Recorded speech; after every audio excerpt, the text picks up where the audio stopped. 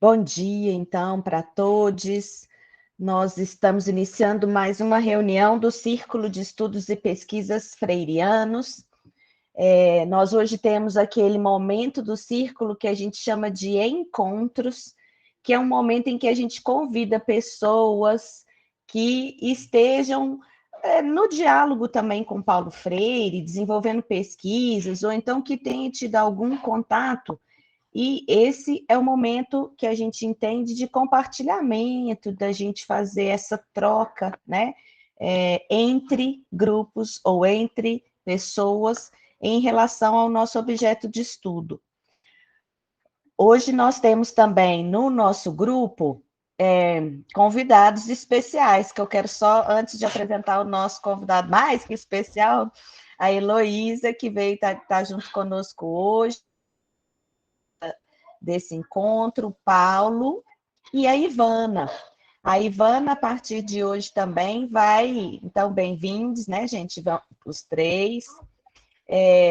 A Ivana, a partir de hoje, ela vai frequentar também mais, em alguns momentos, vai ter uma viagem, porque ela vai fazer o pós-doutorado aqui na Federal de Uberlândia, e ela vai ter um momento que ela vai viajar para fora do Brasil, mas enquanto ela estiver no pós-doutorado, ela vai estar conosco no círculo, porque o projeto dela, depois ela vai contar para a gente, mas o projeto dela tem essa relação com o Paulo Freire, e eu que vou orientá-la. Então, nós vamos agora aproximar a Ivana aqui do círculo. Então, sejam bem-vindas, sejam bem-vindos. É sempre muito importante para a gente essas chegadas, né? A gente acha que é isso que também nos fortalece aqui como grupo. A importância da gente também estar com outras pessoas e por isso é que a gente convidou o Antônio. Eu fui lá, né, Antônio? Vou contar a nossa história, que ninguém conhece, só nós dois. Mas eu fui participar de uma atividade de formação lá no Instituto Federal de Goiás, no campus de Águas Lindas, e é por conta de uma amiga que eu tenho, que foi trabalhar lá, que é a Flávia Araújo, e ela me chamou porque eles têm uma formação que acontece com os professores no início do semestre letivo, e aí ela me chamou para conversar um pouco sobre o Paulo Freire, né? A ideia era essa, e aí a hora que eu cheguei, eu encontrei o Antônio, que sabia muito mais do que eu, essa coisa de que a gente não, não acha que os que estão com a gente, né, poderiam ser os que falariam, enfim. Mas eu acho que foi um bom diálogo e para mim foi um ótimo encontro, porque a gente compartilhou um tanto de coisas.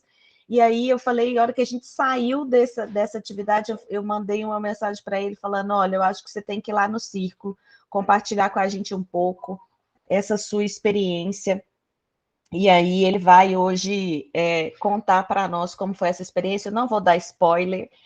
A gente acabou lendo um pouco a tese dele, né? Especialmente, eu falei do capítulo 6, que é onde ele conta um pouco essa experiência que ele teve, nesse contato mais direto com quem conviveu, onde Paulo Freire habitou, né, em Genebra. Então, acho que o momento é esse. Então, antes de passar a palavra para o Antônio Cláudio, eu vou falar um oi para Clarice Carolina, gente, que está com Covid. Bem-vinda, Carol, que você esteja cada dia melhor. Né? A gente sabe o tanto que é ruim. Força aí, vai passar, uma hora acaba. Obrigada, Camila. Bom dia, gente. Bom dia.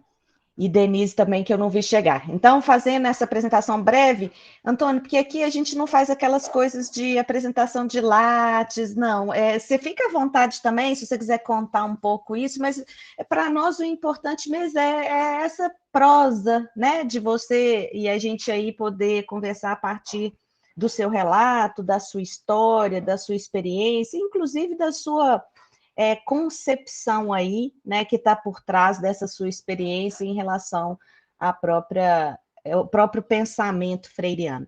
Então, muito bem-vindo, é um prazer receber você aqui. Fica à vontade. Esse grupo é um grupo que Não é, tem gente de muitos lugares desse país, mas é um grupo muito acolhedor, então sinta-se como se estivesse em casa, tá bem? Ô, Camila, obrigado. Engraçado, né? Porque a gente sempre começa agradecendo, aí também parece uma coisa de formalidade, assim, queria agradecer o convite e tal. Mas, assim, eu agradeço de coração mesmo pelo encontro, assim. A Camila foi modesta, a participação da Camila no nosso momento formativo lá foi sensacional, assim, como normalmente são as coisas das quais ela participa, que depois eu fui conhecendo aos poucos, e foi muito bom mesmo, né? Essa ideia de que saber mais, saber menos, eu sei que é uma brincadeira, né? Porque a gente é justamente o jogo que a gente costuma conversar. E aí, pelo contrário, assim, o que eu senti foi que justamente foi um encontro que eu gostei muito de ver promovido, assim, foi muito bom te escutar lá, foi muito bom conversar com você, e foi muito bom depois conhecer as ações do Círculo. E aí é muito bom poder conhecer as pessoas que são referência para a gente, assim, né? O Círculo é uma referência, eu queria muito, assim, produzir alguma coisa parecida no Instituto Federal de Goiás, né? O nosso campus ele ainda é incipiente, ele ainda está em construção, o curso de Ciências Biológicas lá ainda não formou a primeira turma, então as coisas estão no começo, aí tem aquela dificuldade das coisas no começo, mas também tem aquele potencial das coisas que estão no começo, né? De ir aberto à construção, de não ter tudo muito consolidado ainda, de estar aberto, essas coisas. Então, o círculo, toda vez que eu tenho contato com o círculo de estudos e pesquisas freirianos, eu aprendo um tanto, assim. Agora mesmo, quando a Camila foi sugerir como que seria um desenho para o encontro e tal, eu já tomei um monte de nota, assim, quando ela falou, talvez a gente possa você fale uns 20 minutos e depois a gente converse o resto do tempo. E eu achei isso muito interessante, assim, porque normalmente as participações, elas são... é, as pessoas falam muito e comprimem o tempo da conversa ali para o finalzinho. Se fosse o contrário, né, eu falar a maior parte do tempo e abrir para perguntas, nem é conversa, né, abrir para perguntas e nem é 20 minutos, é ainda mais reduzido ainda, aí fica uma conversa toda espremida. E eu achei muito legal essa ideia de inverter, então, assim, já é uma referência para mim.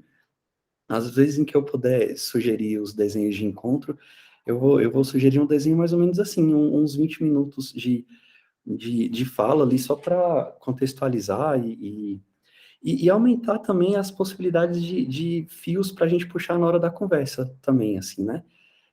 Quase que abrir, assim, um leque para depois a gente ir puxando os fios. E aí foi mais ou menos isso que eu pensei aqui para esse momentozinho inicial, assim. Esse é o momento que eu costumo brincar com os gatos no sábado de manhã, e aí eles reclamam, assim. Então vai ter uma reivindicação. Eles são... Eles aprenderam a reivindicar, assim, eu acho uma coisa interessante. Então vai ter, assim, ele primeiro grita, depois pula aqui, vai ter uma gradação, só para antecipar já. E aí, assim, eu tava pensando... Participação especial. Exatamente, acontece, assim, Aqui normalmente. em casa também tem cachorro, tem criança passando, é sempre um cenário que movimenta-se. É, o que é muito legal porque são as coisas que a gente vê, esses encontros que antes da pandemia eram muito raros, né? Aproveitar para juntar gente do Brasil todo, eu acho que é uma coisa que eu queria que continuasse depois, assim, né? É muito interessante poder participar de um grupo sem os custos de ter que se deslocar e tudo. E eu estava pensando qual que seria a melhor maneira, assim, de usar esse tempinho no começo. E aí eu estava pensando, assim, foi muito generoso de vocês lerem um capítulo da tese, eu não sabia que isso tinha sido uma proposta, que a Camila me falou há pouco tempo, assim, a gente leu o capítulo 6. E eu pensei, gente, mas que honra, assim, ter uma parte da tese lida.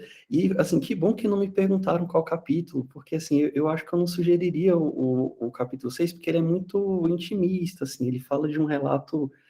Aí eu ficava assim, nossa, acho que se eu fosse participar de alguma coisa no ciclo, acho que eu colocaria um capítulo mais teórico, assim, uma coisa mais... Porque ele parece que é muito de mim, assim, apesar de ser é de mim um olhar de dentro para fora, né? Mas, assim, dá um pouco de receio, assim. Ele, inclusive, é um capítulo feito com um estímulo da orientação a uma coragem para poder escrever de uma maneira mais solta, sem tanta referência e tudo. E aí eu acho que eu não teria não sei, assim, qual que seria a palavra, mas parece uma ousadia mesmo de poder dizer, esse é um capítulo que eu indicaria.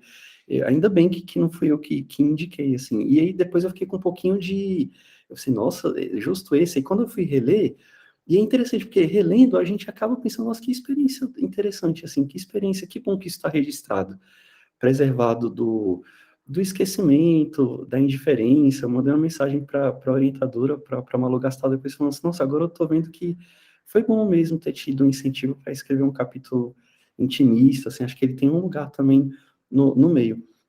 E aí, assim, como foi esse o capítulo que vocês escolheram, aí eu pensei em mostrar algumas coisas, sabe? E aí eu acabei preparando uma apresentação, mais como um álbum de fotografia, assim, porque é mais fácil falar das experiências com as coisas mais visuais, né? Do que numa intenção de parecer uma fala palestrada, uma coisa desse tipo. Aí eu pedi para apresentar, não sei, tô aqui acompanhando para ver se apareceu para vocês. Para mim Sim, apareceu, imagino para vocês também, né? Senão vocês me também. avisam. Perfeito. E- Então, eu sou afiliado ao Instituto Federal de Goiás, como professor de biologia no campus Águas Lindas, e também ao grupo de pesquisa. É um círculo também que a gente tem na UNB, que é o Tessituras, que é um grupo de educação em ciências pela via das narrativas, das culturas e tal, que é mais ou menos onde se inscreve a tese. Mas eu me considero um professor que foi constituído na experiência com a EJA. E é daí que inicia um contato com Paulo Freire, porque ele vem num pouco do desespero, assim, de estar diante de uma situação para a qual eu não fui preparada. Na minha época, eu não tinha a disciplina de EJA nas licenciaturas. Fiquei muito feliz quando eu vi isso aparecendo. Inclusive, vejo o efeito dessa disciplina nas turmas de licenciatura que a gente forma no nosso campus.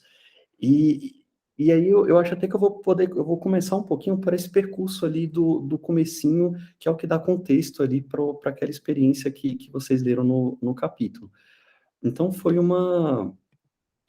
a dificuldade do professor de biologia, quando ele chega na EJA, pelo que a gente percebe, é entender que a EJA, ela é um sistema separado do sistema regular, né? As pessoas normalmente transpõem como a burocracia, ela acaba dizendo qual é o equivalente burocrático a cada um dos segmentos da EJA, e aí a gente percebe que as pessoas querem transpor, e aí a primeira dificuldade que encontra é que no sistema regular, as pessoas têm contato com leitura escrita ali mais ou menos no primeiro ano do ensino fundamental 1, né?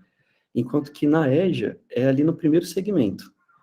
Então, assim, já pode acontecer de quando a gente começa a atuar em ciências do ensino fundamental 2, no regular, a gente encontra, por exemplo, adolescentes ali de 11 anos que já têm mais ou menos 5 anos de percurso na leitura e na escrita, né?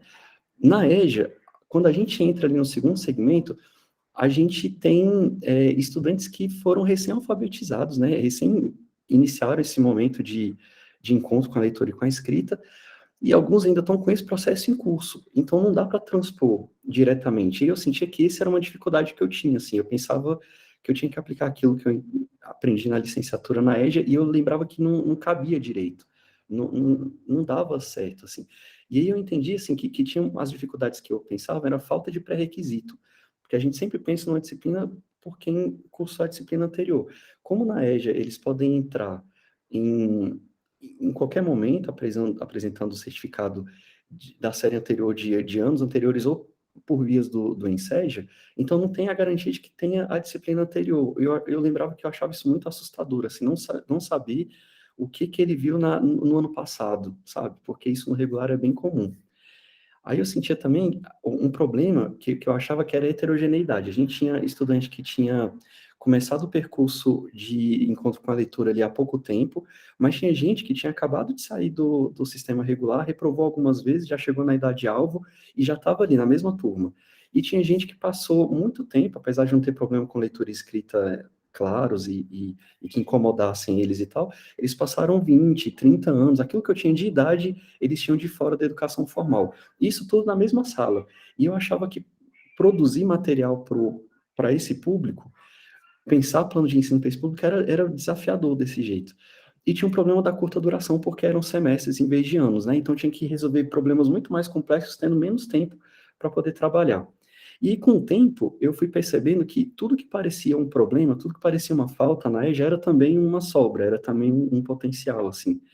Que a falta de pré-requisito podia ser visto pelo outro lado, podia ser visto como uma riqueza de história de vida, assim, todo mundo tem alguma coisa antes, que seja uma série anterior, que seja uma vida fora da educação formal, que seja esse próprio percurso de encontro com a escola, de reencontro com a escola, e aí que isso era interessante, assim, que isso também era alguma coisa que era prévia e que a gente podia aproveitar. Então, aquela ideia de que quem é, só não aprende quem de fato não está vivo, assim, não tem como, né? A pessoa, enquanto vive, ela vai construindo conhecimento, e isso dava para usar nas aulas, isso era interessante. Que a heterogeneidade era, por outro prisma, uma mostra da diversidade, né? E que um podia aprender com a experiência do outro, que era muito legal, porque aí quem cozinhava, trabalhava como cozinheiro e sabia as questões químicas e tal na prática, ele podia aprender com uma outra pessoa que tinha um outro trabalho e assentava piso e fazia um pensamento geométrico mais interessante, às vezes, do que a gente via nos livros texto e tal, e que um podia aprender com a experiência do outro. E a curta duração, de fato, é um defeito, assim, não tinha um lado positivo, assim, evidente, sabe? A gente não... De fato, a curta duração é ainda uma coisa a ser discutida, mas, ao mesmo tempo, ela levava a gente a pensar num recorte, né? Porque como não dá para trabalhar todo o conteúdo que a gente tem listado para aquela série, a gente precisa fazer um recorte. E nesse recorte, a gente acaba refletindo sobre o que de fato é importante, qual é o sentido, o propósito. E isso dá mais consciência sobre o lugar de cada coisa num currículo. Então, isso também levava a gente para essa possibilidade de contextualização. Já que eu tenho que recortar, porque o que normalmente se faz é assim, eu tento dar, e aí o que eu não consegui fica para lá, deixa para lá. E acabava que os conteúdos ali do final, eles, aleatoriamente, o que ficava para o final ficava de fora. Então, se alguma coisa tem que ficar de fora, que seja escolhido, que seja um debate, que seja uma conversa que pudesse incluir eles também. E nisso aqui é justamente o que vem de um encontro com essa ideia da leitura de mundo, da leitura da palavra, de que a leitura de mundo antecede a leitura da palavra, essa ideia freiriana que é muito forte, assim, de que, ao mesmo tempo que a leitura de mundo ela antecede a leitura da palavra ela promove uma releitura de mundo também, né? E uma possibilidade de reescrita diferente do mundo. E isso foi muito interessante, porque foi uma maneira de ler Paulo Freire vendo que as ideias dele ajudavam mesmo ali a resolver, talvez resolver seja uma palavra para a gente pensar, assim, mas assim, forneciam alternativas, pelo menos uma bússola, ali para questões que eram difíceis de lidar na hora. E aí foi essa minha orientadora que eu falei que incentivou a escrever aquele capítulo, é a mesma do mestrado, e aí assim que eu me formei na graduação, entrei na Secretaria de Educação do Distrito Federal, foi lá que eu encontrei a EJA, e aí eu já fui fazer um mestrado com essa mesma orientadora, a Malu Gastal, que me apresentou essas ideias e falou, acho que dialoga com o que você está vivendo, com essa angústia que você está trazendo e tudo. E a proposta do mestrado, só para dar um contexto, porque isso aparece também no capítulo 6, como se fosse uma coisa que já foi falado anteriormente, era promover uma roda de conversa mesmo com os alunos, assim, porque era muito difícil pensar numa prática que quem soubesse muito sobre algum assunto, e quando a gente fala saber muito naquele contexto formal da escola, pudesse aprender também junto com aquele que não tem o contato tão próximo com aquele mesmo conteúdo. Então a ideia era sempre produzir alguma coisa que todo mundo pudesse conversar. E aí uma ideia interessante foi essa de que Brasília, que é o lugar onde eu moro, o lugar onde isso acontece, é um ponto de encontro, né? Ela é uma encruzilhada do Brasil, assim. A EJA, você acaba conversando com os alunos da EJA em Brasília, você sabe como é que é o ensino de 10 anos atrás, de 20 anos atrás, de várias regiões do país, principalmente do Nordeste, que é o que compõe mesmo o grupo majoritário, assim, da EJA. E ficava interessante, toda vez que a gente falava de um assunto, vinha uma história de alguém. E aí a gente resolveu pedir para eles contarem essas histórias que tiveram com o animal. E eles contaram uma história com o animal, produziram um texto de qual é a história. Escolhe um animal e conta uma história, produz um texto e compartilha e tudo. O que é muito interessante ver que eles, assim, sentiram o prazer de ver a sua história trazida para para a escola, né? Porque normalmente a escola é quem conta a história para eles, assim. E sentir que a história deles tem lugar na escola é uma coisa formativa interessante, assim, pro público da EJA. E aí foi muito interessante, assim, depois quando eles escreveram, eu escrevi um texto científico, pretensamente científico, assim, sobre cada animal e devolvi e pedi para eles grifarem o que eles acharam interessante. E depois eu pedi para eles fazerem um texto que fosse a síntese, assim, e aí, faz agora um texto, reescreve aquele texto primeiro, agora juntando com coisas que você achou interessante sobre esse mesmo animal desse segundo texto. E aí, assim, o corpo experimental da dissertação foi mais ou menos isso, assim, 3 textos para cada aluno, né? Um relato de experiência que ele teve com o animal, aquele que eu mostrei para eles, que eu vi o que eles estavam grifando, e um texto síntese. E aí eu conseguia fazer, esse aqui, por exemplo, eu peguei como exemplo, que é o da Jessuí. Jessuí é o nome real dela mesmo. Jessuí é um nome bem interessante, né? Eu sou em francês, assim, né? Tem uma força que, se a gente tivesse anonimizado, era muito difícil achar um nome com a mesma força, assim, para colocar com um nome fictício. E ela, por exemplo, ela conta uma história com o Tatu, que a mãe dela era sozinha, o pai tinha abandonado, era caso de abandono parental mesmo, a mãe cuidava dos 7 filhos, e aí deixava os filhos dormindo para caçar de noite, para trazer carne para comer no dia seguinte, assim. E aí, um dia ela acordou, se viu desamparada sem a mãe ali, ficou acordada, preocupada, e aí quando amanheceu, ela viu a mãe chegando, trazendo um tatu. Então, a relação com o tatu é uma relação de comida mesmo. O tatu foi a comida para ela. E aí ela achou aquilo muito heróico e tal, e lembra do tatu. E é engraçado porque ela saiu para caçar com o cachorro, ela podia ter falado do cachorro, mas ela falou do tatu, o que é muito interessante. Aí eu mostrei, fiz aqui uma coletânea de informações sobre o tatu. E depois pedi para ela fazer o texto síntese. Só para ilustrar a riqueza da ideia, eu trouxe, assim, o caso dela, né? A gente pode analisar isso, assim, vários relatos, né, verticalmente, ou um deles, como é que foi a tríade, ou tentar fazer uma costura, mas só para trazer para ficar rápido, no primeiro texto, ela descrevia a mãe dela como uma mãe que criava 7 filhos, ela fala que é uma mulher guerreira, a mãe dela. Ela fala que deixava os filhos dormindo e saía para caçar de noite. E uma vez ela caçou um tatu. Resumindo, a história era essa. O que ela grifou, no que eu mostrei para ela, foi esse trecho de que o tatu é um mamífero caracterizado pela carapaça que recobre o corpo. E aí ele é notívago, né? Quer dizer que ele vaga de noite, ele é um animal noturno que anda na noite, é solitário, é onívoro, se alimenta de uma ampla gama de plantas, animais, inclusive carcaça. E aí, assim, por ser um controlador natural de insetos, eu escrevi isso para ela, assim, eu botei, por ser um controlador natural de insetos, quando esses animais são caçados, o ecossistema se desequilibra. E aí era uma intenção minha de dizer assim, é errado caçar, sabe? Enquanto professor de biologia, eu achava que eu tinha esse papel, assim, de dizer, isso aí que sua mãe fez aí não se faz, não. Isso aí tá errado, não pode fazer.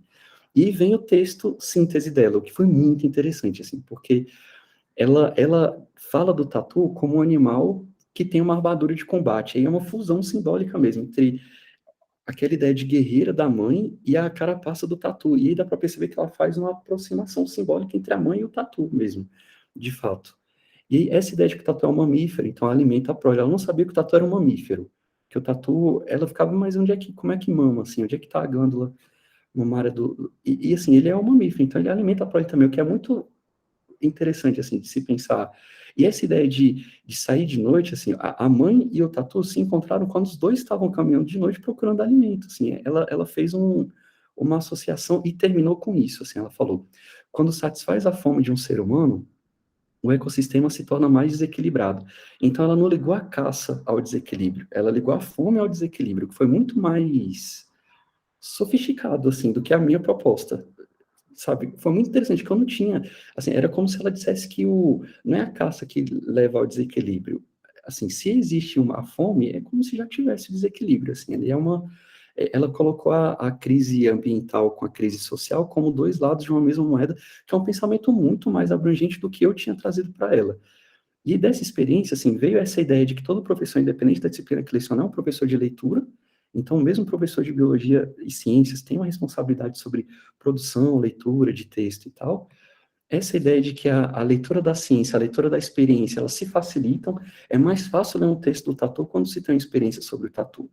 E é mais fácil também fazer o contrário, assim, lembrar da sua experiência, entender a própria experiência, quando se tem mais um corpo maior de conhecimento sobre o que aquele animal é. Assim, ela viu coisas da experiência dela que a ciência ajudou a trazer. Essa leitura facilitada de uma em relação às outras. E isso foi demais. E essa ideia do triângulo didático, assim, de que existe docente, o conteúdo, que no caso era biologia, o estudante, que era Gessuí. A minha intenção primeira era aproximar o estudante da biologia. Mas é interessante porque, assim, um efeito secundário em intenção, mas que, assim, ele foi muito maior, foi de eu me aproximar deles, assim, ler a própria a história dos estudantes causa uma aproximação, assim, você sente uma simpatia pela Gessuí, que se você tratar com uma aluna sentada na fileira segunda e tal, ele não produz, assim, se a gente só dá aula ensinando tatu, biologia, carapaças e tal, você perde isso. Então, essa aproximação foi muito interessante, é uma aproximação deles em relação a gente também, porque acaba que é o professor que escutou a história deles, né? Então, isso gera também uma aproximação. E é muito legal ver que, assim, eu revi coisas da biologia que eu aprendi com eles mesmo. Conhecimentos que eu não tinha, tem um outro que fala que a onça, ele viu a marca da onça porque ela arranha tronco de árvore.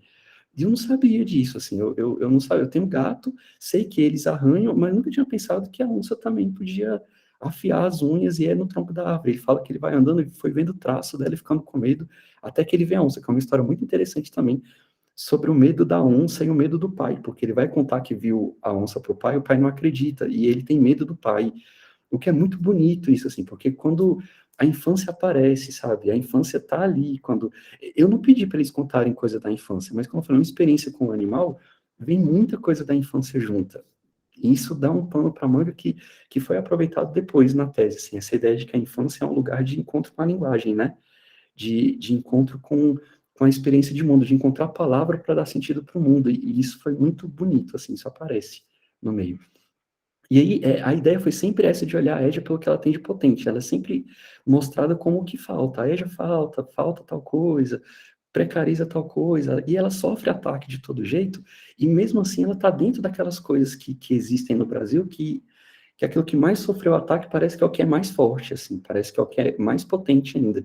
O que é uma coisa para a gente se pensar enquanto nosso, assim, acho que tem essa coisa do quilombo, assim, parece que ela aparece em algumas, tem política pública, como a EJA é uma política pública, que quando é atacada, a gente não quer que ela seja atacada, eu não sou um coach do fracasso de achar bom que as coisas sejam atacadas, pelo contrário, mas é muito interessante ver que mesmo sendo atacada, ela parece que resiste, assim, ela não acaba de todo jeito. E aí veio a tese tem esse título do Meu Amanhecer Vai Ser de Noite, porque eu entendi que trabalhar na EJA, é como se a dissertação do mestrado fosse assim, como seria ensinar biologia para a EJA? Como que a gente pensa, como se ensina biologia para a EJA? E eu descobri que a EJA ela é formadora para o professor também. Então, quem dá aula para a EJA aprende coisas que tornam um docente, uma docente melhor até no ensino regular. E aí a ideia foi estudar como que a EJA é um espaço de formação docente. E aí o título foi Meu Amanhecer Vai Ser de Noite, com a frase do Manuel de Barros, que tem muita coisa nela, mas a ideia principal é que a EJA ela se nutre da atmosfera noturna, de todo jeito, né? E essa ideia do amanhecer, como um começo, assim, é o começo que acontece onde não é esperado, que já aparece a EJA, a ideia a luz como conhecimento, como aquilo que enche de cores as coisas, e que pode acontecer mesmo onde se espera um escuro, assim, ela tem uma carga simbólica que é muito legal também, porque o professor iniciante, que é o público da tese, ele também está amanhecendo, ele está começando, e ele está fazendo isso na EJA, né? E aí, sim, tem um capítulo sobre os fios simbólicos que tem na frase, como que isso ajuda a entender como que a EJA pode ser um espaço de amanhecer mesmo de noite, né? E aí a ideia foi essa, assim, tem um capítulo sobre educação de jovens e adultos, uma conversa sobre educação de jovens e adultos, um outro capítulo sobre o ensino de biologia, um outro capítulo sobre formação docente, como se fosse uma delimitação do campo, capítulo 1, 2 e 3. Antônio, deixa eu só te fazer, sem querer te cortar, mas é porque eu queria só te dizer que nesse título seu, né, porque É muito interessante, eu acho, pelo menos, escutar do autor quais foram as suas intenções, porque a gente dá conta das intenções que a gente tinha, mas o leitor ele vai fazer milhões de interpretações. E na minha leitura, o que eu quero te dizer é que esse seu título, para mim, expressa uma concepção de quem são esses sujeitos da educação de jovens e adultos. Porque quando você pega essa referência, né? O amanhecer vai ser de noite, é a ideia de que esse sujeito que está ali é um sujeito que o porquê da noite é porque é um trabalho. Quer dizer, eu já fiz toda essa leitura, você entende? Assim, é só para te dizer como é que é interessante eu ouvir agora você com as suas intenções e a minha, porque eu tive ainda, vou ter que falar isso para vocês, mas é porque eu tive numa banca ontem, em que a pessoa também está estudando educação de jovens e adultos, mas ela não clareou qual é a concepção de partida, porque a gente ainda tem uma concepção de que esses sujeitos são os pobres, coitados, que perderam a oportunidade, que, portanto, agora precisam de uma relação meio que... E eu acho que a sua fala é uma fala da fala enquanto um sujeito de direitos, enquanto um sujeito que negado a ele foi a oportunidade de estar na escola no tempo. Olha só, do seu título, e é claro que eu li um pouco mais, mas assim, do seu título eu tiro que ali expressa uma concepção, que eu acho fundamental.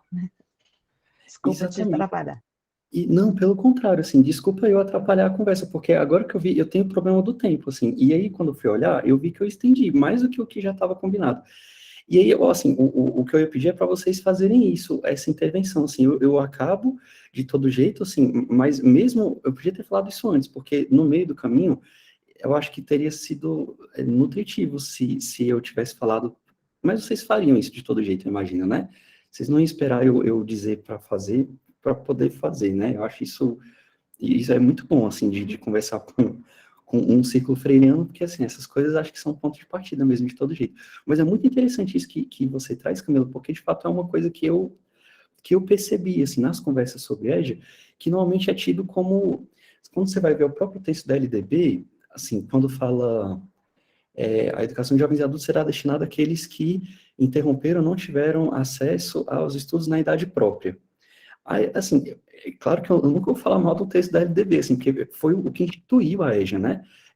Quando começou para a gente poder fazer as discussões, e agora, com o avanço das discussões, a gente volta e olha por isso, assim, então tem uma coisa meio anacrônica, assim, de voltar e criticar o texto que deu início à discussão que permitiu essa crítica. Mas, assim, idade própria, fica parecendo que tem uma imprópria de todo jeito, assim, parece que tem uma idade certa, uma idade errada, mas eu acho muito interessante a primeira parte do destinado àqueles que interromperam ou não tiveram acesso. Porque, assim, o grupo dos que interromperam e não tiveram acesso é muito grande. A EJA é quem voltou, que é um grupo menor. Então, a EJA é destinada a quem voltou, a quem volta para a escola depois de uma história de falta de direito, assim. E eu entendi porque normalmente a gramática da conversa dos direitos, ela é que quem é privado dos direitos se reorganiza para reivindicar os direitos, né? É assim com os grupos feministas, o grupo negro, o MST, o MTST, são pessoas que tiveram o direito cerceado, se reorganizam e vão lá, e não existe um movimento organizado das pessoas que não tiveram acesso à leitura escrita, assim, justamente porque a leitura escrita é uma das coisas que possibilita a organização. Então, ela faz parte de grupos que não tem como se organizar e que precisam, de fato, de que outras pessoas externas ao grupo reivindiquem direito por elas, o que já é um problema desse grupo, assim, como acontece na educação especial também, e que, embora existam pessoas de dentro que reivindiquem, claro, precisa de um olhar da comunidade externa de todo jeito, né? É uma alma com o jogo de palavras do acordar cedo. Nossa, é muito interessante isso. É muito interessante. Tem isso do aprender. Eu acho que tem muito uma coisa do à noite. Ela é um espaço, e aí aquela ideia do bachelard, do regime noturno, ela tem um. Porque de fato é quando a gente faz o que não é principal, assim, né? A gente às vezes senta em volta da fogueira, ou antigamente, nas cidades do interior as pessoas botam a, a cadeira na calçada ali de noite, à noite ela tem outro, e a EJA ela traz isso para a escola, assim, ela traz esse clima da noite para a escola, embora exista a EJA diurna, claro, né? A EJA é maior do que só a EJA noturna, mas ela acontece, de fato, majoritariamente à noite, e tem muita coisa mesmo no meio. E é interessante quando você falou da intenção do autor, aí eu fiquei pensando na intenção do autor da frase do Manuel de Barros, assim, né? O Manuel de Barros com essa frase. Enfim, eu sou muito admirado, assim, uma das coisas que eu queria era poder conversar com ele sobre, porque de fato, assim, eu trago ela para esse contexto com intenção. Quem lê essa conversa, ou conversa sobre isso, vai trazendo mais sentidos e tudo. Mas é muito interessante, assim, pensar qual foi a dele também, assim, o que ele queria, e é uma pena, né, que ele não esteja mais aí para poder conversar com ele sobre isso. Mas eu só ia dizer para vocês que depois desses 3 capítulos, aí foi uma conversa com os professores em formação, professores do estágio supervisionado, que estavam fazendo estágio supervisionado na EJA. Então, eu entrevisto, colho os relatos e tudo, e é muito legal porque o que eles falam, quando eu pergunto assim, o que o professor tem que ser, ou tem que ter, ou tem que saber para ser um bom professor na EJA? E eles vão falando algumas coisas, e no final eles sempre falam assim, mas agora eu estou percebendo, isso serve para professor para qualquer modalidade, né? E você fala, e essa descoberta é muito interessante, quando eles falam assim, lá tem que fazer isso, isso e isso, respeitar, tem que escutar mais, tem que entender que o aluno tem história de vida, você não pode chegar falando as coisas. Aí depois ele fala, mas isso podia ser para adolescente também. E todos eles chegam nesse mesmo ponto, que é muito interessante, é um resultado muito interessante dessa parte empírica da pesquisa. E uma outra, que é o capítulo 5, que é o principal mesmo, é a produção de uma disciplina optativa, que é ensino de biologia para a EJA. E aí, sim, é trazer todos esses elementos para uma disciplina e ver os efeitos disso e tal. E aí tem um capítulo 6 que é como se fosse olhar isso de fora, assim, ir à distância para analisar esses dados, que foi esse que vocês gentilmente leram. Assim, eu estou emocionado até agora de saber que esse capítulo foi lido por um grupo, né, como esse. E, por último, tem uma produção de notas, assim, que não são conclusões definitivas, não se, mas, assim, coisas que o trabalho pode ajudar a entender, assim, e é mais ou menos esse o contexto. Depois disso, eu peguei aqui o álbum de figurinhas mesmo, né?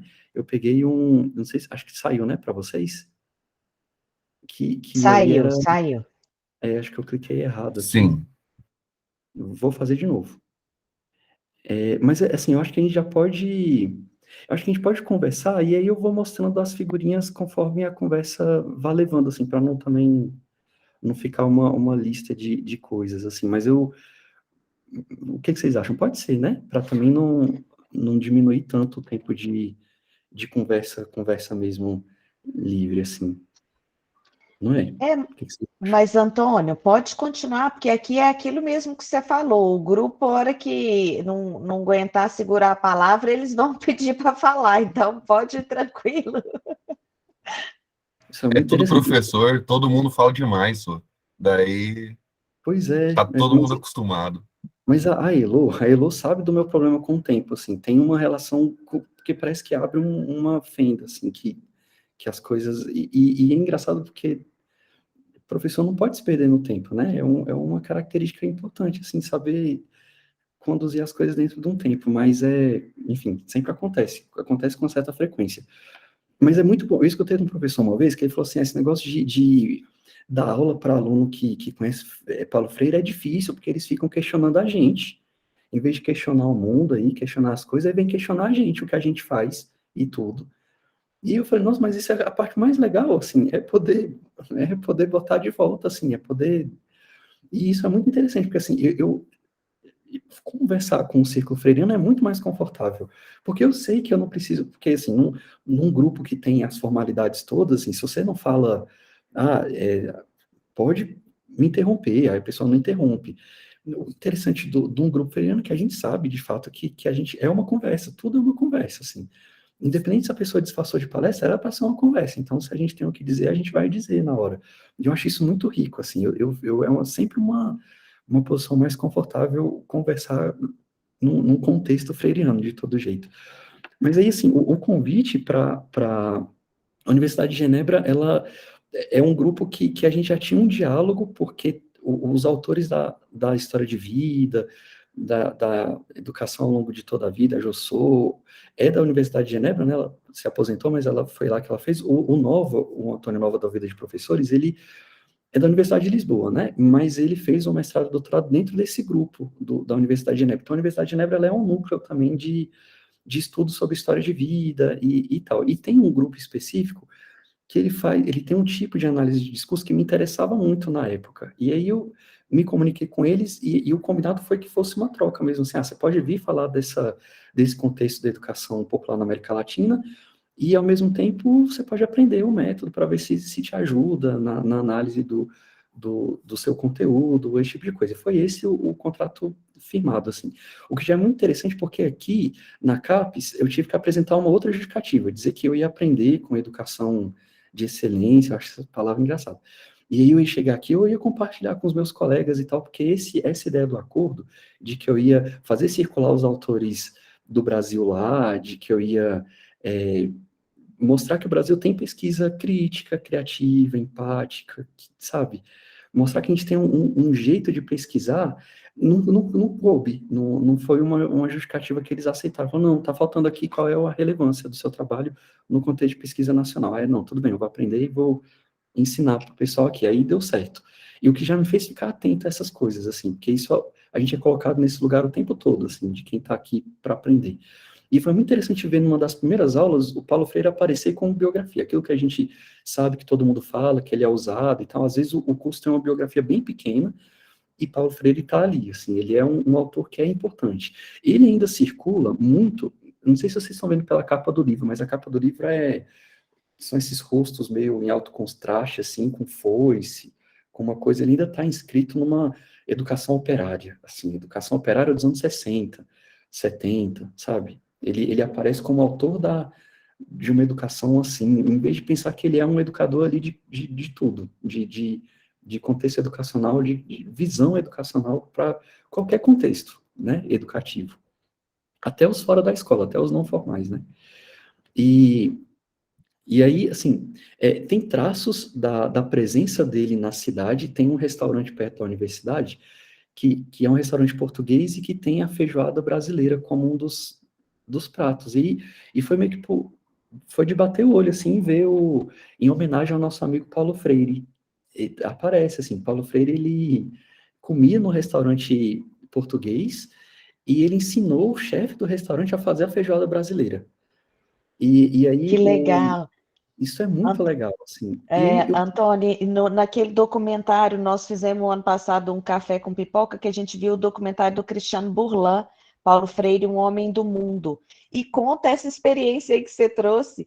Não sei se você já viu esse episódio, mas é essa história, ele no restaurante, porque ele sentia muita falta do feijão, né? Isso as biografias contam. Uma das faltas que ele sentia na alimentação, dentre outras, a farinha e tal, mas o feijão. E aí conta essa história desse. Olha que interessante. nossa, Feijão e o sonho de valsa. E você me recomendou naquela conversa ver o documentário, eu passei batido, não vi o documentário, e a experiência do feijão tá lá, e conta que ele ensinou o chefe do restaurante a fazer a feijoada. Porque o chefe do restaurante hoje é o filho do chefe antigo, e que não conheceu, assim. Eu cheguei e falei assim, quem é esse Paulo Freire que vocês falaram que em homenagem? Eu falei, um senhor brasileiro que passou por aqui, ensinou meu pai a fazer a feijoada e tal. E eu achei engraçado porque, assim, era justamente o 19 de setembro, eu falei, nossa, e hoje é aniversário dele, do Paulo Freire. Ele falou, sério? Aí eu falei, ele falou, é o meu também. O filho do dono do restaurante faz aniversário, tem umas coisas meio... E eu fui contar pro orientador que me recebeu lá, ele falou, nossa, e ontem foi o meu, assim, tem um encontro do pessoal do 19 de setembro no restaurante. E, assim, tem marcas mesmo, assim, essa sala era a sala que era da Faculdade de Ciências da Educação na década de 70, e foi quando o Moacir Gadotti defendeu a tese dele, e aí aparece o Paulo Freire fazendo parte da banca. Já era 77, então ele já não estava mais em Genebra especificamente, mas ele voltou para a defesa do Moacir Gadotti, que é o presidente do Instituto Paulo Freire, assim, né, que é muito importante para a gente hoje, como alguém que continua o trabalho, como um dos continuadores, dos muitos, né, continuadores do trabalho. E é muito interessante que a sala existe, a sala está lá, e é interessante ver a sala da foto, assim. E aqui era aquela ideia do visitar a escola, né, de que eu aprendi que, assim, é muito legal aproveitar as experiências de viagem para visitar a escola. Eu não tinha nunca pensado nisso, assim, de que, assim como a gente visita museu, visita praça e tal, visitar a escola é interessante, a gente aprende coisas sobre o lugar visitando as escolas, assim, é um turismo escolar. Assim, eu não falo isso muito em público para não virar esses turismos de massa, imagina, as pessoas agora indo nas escolas, mas assim, eu acho que é uma prática que eu vou ter comigo sempre, assim. E aqui mesmo, aqui em Brasília tem muitas cidades, regiões administrativas em volta, assim, toda vez que eu passo perto de uma, eu dou uma entradinha, assim, eu vejo como é que eu acho isso muito legal, assim. E aí teve essa que eu falei do Totem, que foi enfim, as escolas são aquilo, né, do investimento público na escola, a ideia de que é muito interessante, porque eu ouvi deles, assim, que eu falei, nossa, mas é uma escola, como é que se mantém, assim, como é que é o financiamento? E eles falaram assim, mas como é que é no Brasil? Eu falei, é difícil, assim, a particular normalmente ela tem recurso, a pública não tem. Ela falou, mas a particular que tem? Eu falei, mas eles falam, mas aí como é que é? Porque, assim, a particular tem que dar lucro, né? Você tem que pegar a mensalidade, fazer a estrutura, pagar todo mundo e ainda tem que dar lucro para o dono. A pública é mais fácil de financiar. Você dá o dinheiro e ela só faz as coisas. Ela não precisa dar lucro. É mais fácil a escola pública ter estrutura do que a particular. E eu achei isso interessante, assim, porque eu não tinha pensado por esse lado, assim, de que é realmente, assim, um pacto social a escola ser ruim, assim, é um acordo mal feito, um desacordo que fizeram de que é normal a escola ser ruim, assim, porque o conceito de escola pública lá é essa ideia de praça mesmo, as escolas são abertas, assim, ó, e aí as áreas comuns, elas são abertas no fim de semana, e as pessoas usam. Todo mundo quer morar perto de uma escola, porque é bonito morar perto da escola, assim. O que aqui a gente vê que tem nesse pacto social que mal construído nesse aspecto, e aí eu fico com medo de ficar parecendo aquela coisa de lá é bom, aqui é ruim, né? Mas assim, a gente já passou desse ponto faz tempo, assim. A ideia é só, assim, boas práticas para a gente entender como é que acontece, como é que os pactos podem ser diferentes. Mas essa ideia de que as pessoas se defendem da escola, né? A casa, assim, ela sobe o muro, aí ela bota uma cerca de arame e um refletor, porque a escola também é murada, fica uma coisa, uma ideia de acerto entre a comunidade e a escola perigosa. Aqui em Brasília, inclusive, tem região administrativa de alto poder aquisitivo que não quer escola pública. Não sei se vocês já viram isso na cidade de vocês, assim, o absurdo que é a doença o grau de doença que uma sociedade tem que ter para recusar a escola, para recusar um equipamento público. Sabe? Tem lugar que faz abaixo-assinado para falar, não, a gente não quer uma escola aqui perto. Por quê? Porque traz criminalidade, olha a ideia. A escola, isso assim, é um caminho longo, assim, para a gente resolver, porque, assim, ver a escola como uma ameaça para a comunidade é um sintoma de uma doença grave, né? E aqui é aquela ideia do totem que eu tinha falado, assim, cada sala tem uma corzinha e os meninos vão lá e pintam. E aí é como se fosse, assim, quem vive aqui, assim, né? Aham, isso. É hospital público, escola pública, as pessoas recusam os equipamentos públicos, que seriam o que trariam qualidade de vida de maneira geral, assim, né? Bem-estar social para a comunidade, as pessoas recusam os instrumentos de bem-estar social. Esquisito mesmo, de todo jeito, né? Então aqui é a salinha laranja, aqui é a salinha azul, e aí o que eu, assim,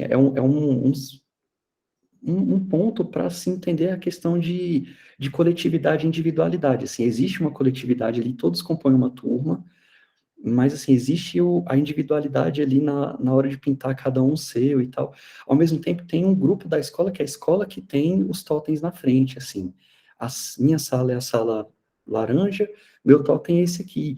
Dá também para estimar assim, a quantidade de alunos em sala que normalmente é reduzida.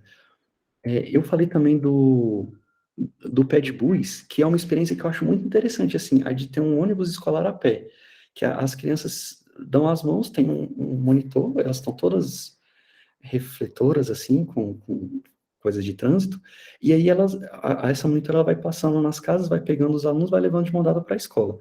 Parece uma coisa simples, porque de fato mas é daquelas ideias simples que eu acho que trazem as crianças vivenciam a cidade, né?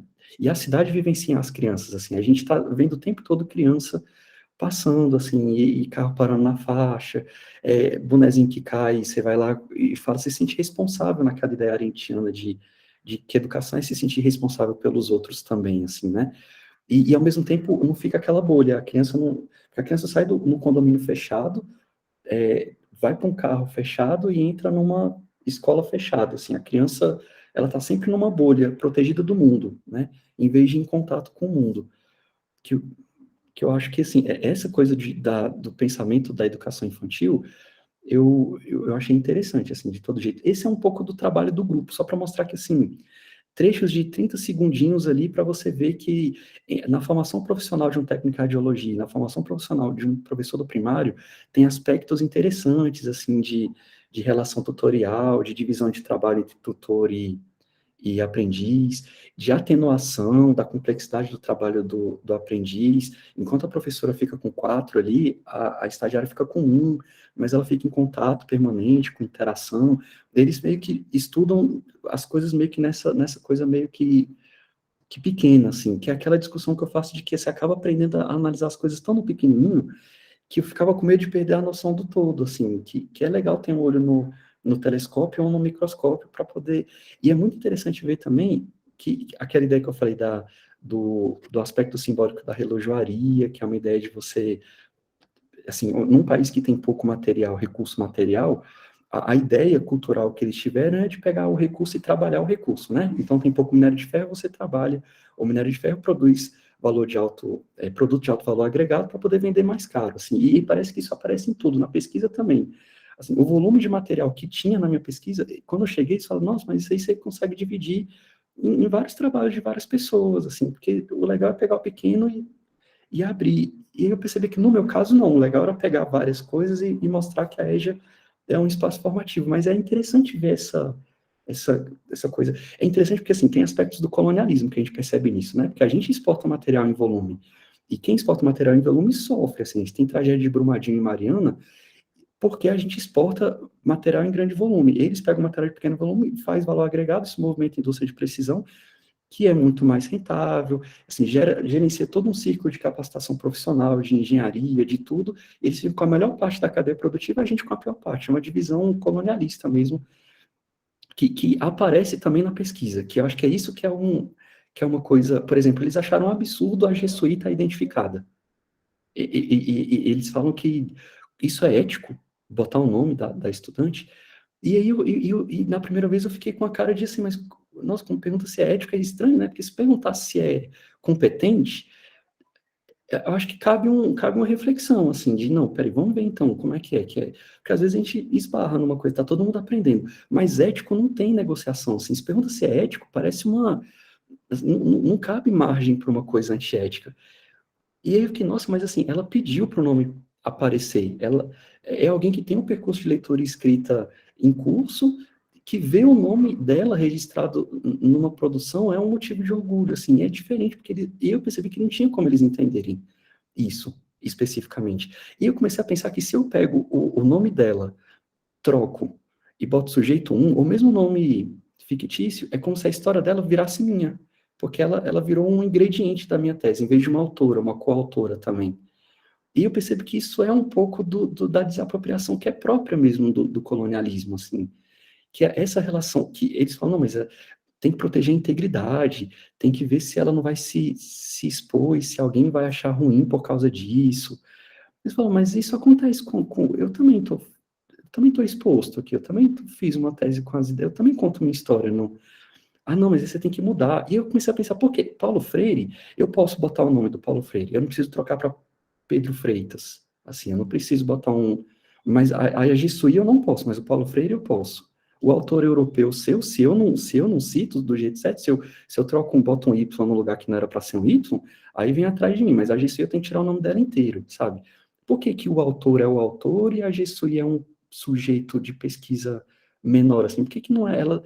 Do mesmo jeito que eu aprendi coisas com os autores, eu aprendi coisa com a Jesuí, eu quero que o nome dela apareça de igual para igual. E eu percebo que tem um silenciamento mesmo. O chocolate suíço, por exemplo, ele não vem com a foto do cacau.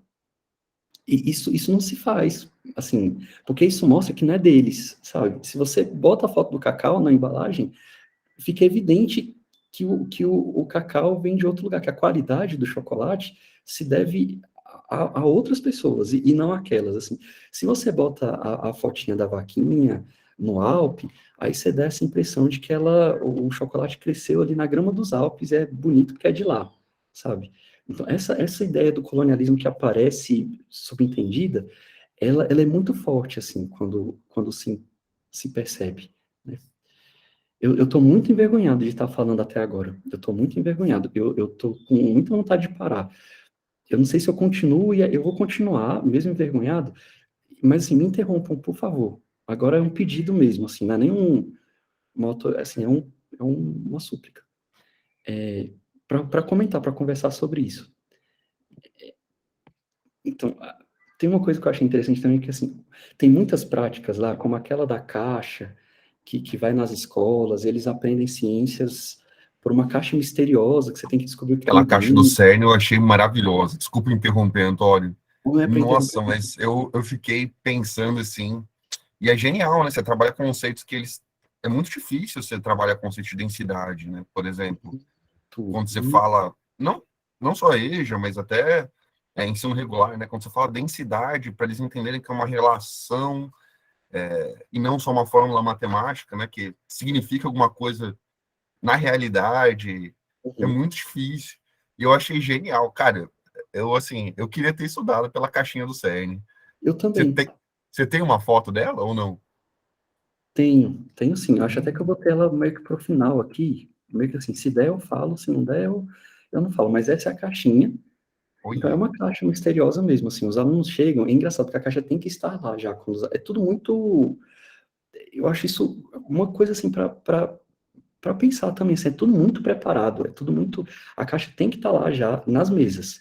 E aí a recomendação assim, entra e tal, dá uma olhada, mas não encosta ainda não, sabe? O combinado é de não encostar. E aí, assim, vai vendo, o que você acha que tem dentro? É muito engraçado, porque eles falam mesmo assim, não sei. Ah, não, alguma coisa você sabe. Não, não sei nada, eu nunca vi essa caixa. Eu falo, pode ser um elefante? Aí a pessoa fala, não tem como. Por quê? Não cabe. Assim, então, mas então você sabe alguma coisa sobre a caixa. Isso é muito interessante, assim, a forma como é conduzida a sequência didática da caixa, sabe? E a ideia é muito engraçado porque, assim, eu pode amei ser o também, quê, viu? então? Pode ser um objeto líquido? Aí fala, não, porque a caixa não está molhada. Então você sabe coisas sobre a caixa, assim, isso é muito. A ideia do tatear é muito interessante mesmo, que assim, vem nos dois sentidos, né? O tatear mesmo, e é um tatear de hipotetizar, né? De ir pensando uma coisa, outra. E, assim, quando dá o ímã, para ver se tem um objeto metálico, eles conseguem contar quantos objetos tem, né? Por isso, assim. Ah, não mudou as imagens? Ah, e mudou de boa, né? Mudou. Aham. Mudou, tá tranquilo. Nossa, que susto. E aí, assim, eu pensei que era uma coisa daquele professor especificamente. Quando eu vi as imagens, eu falei, mas aí ficou esquisito, porque assim, tem radiografia, tem na escola, e quando eu fui perguntar, ele falou, não, o projeto do CERN, eles já fizeram a sequência didática que ela chegou pronta, sabe? Então, isso, a ideia de É, separação, concepção, execução. Mas, assim, isso é uma caixa, assim, é uma radiografia com uma radiação específica, essa é com outra e essa é com outra, para o estudo de radiações mesmo, que os materiais reagem diferente a cada radiação, né? Produzem é. exames de imagem diferentes. E é genial, porque você vai discutir tudo, né? Partícula, isótopo, átomo, tudo. O menino, para ele conseguir entender a diferença dessas imagens, ele tem que entender o que que é radiação, o que que é o átomo, né?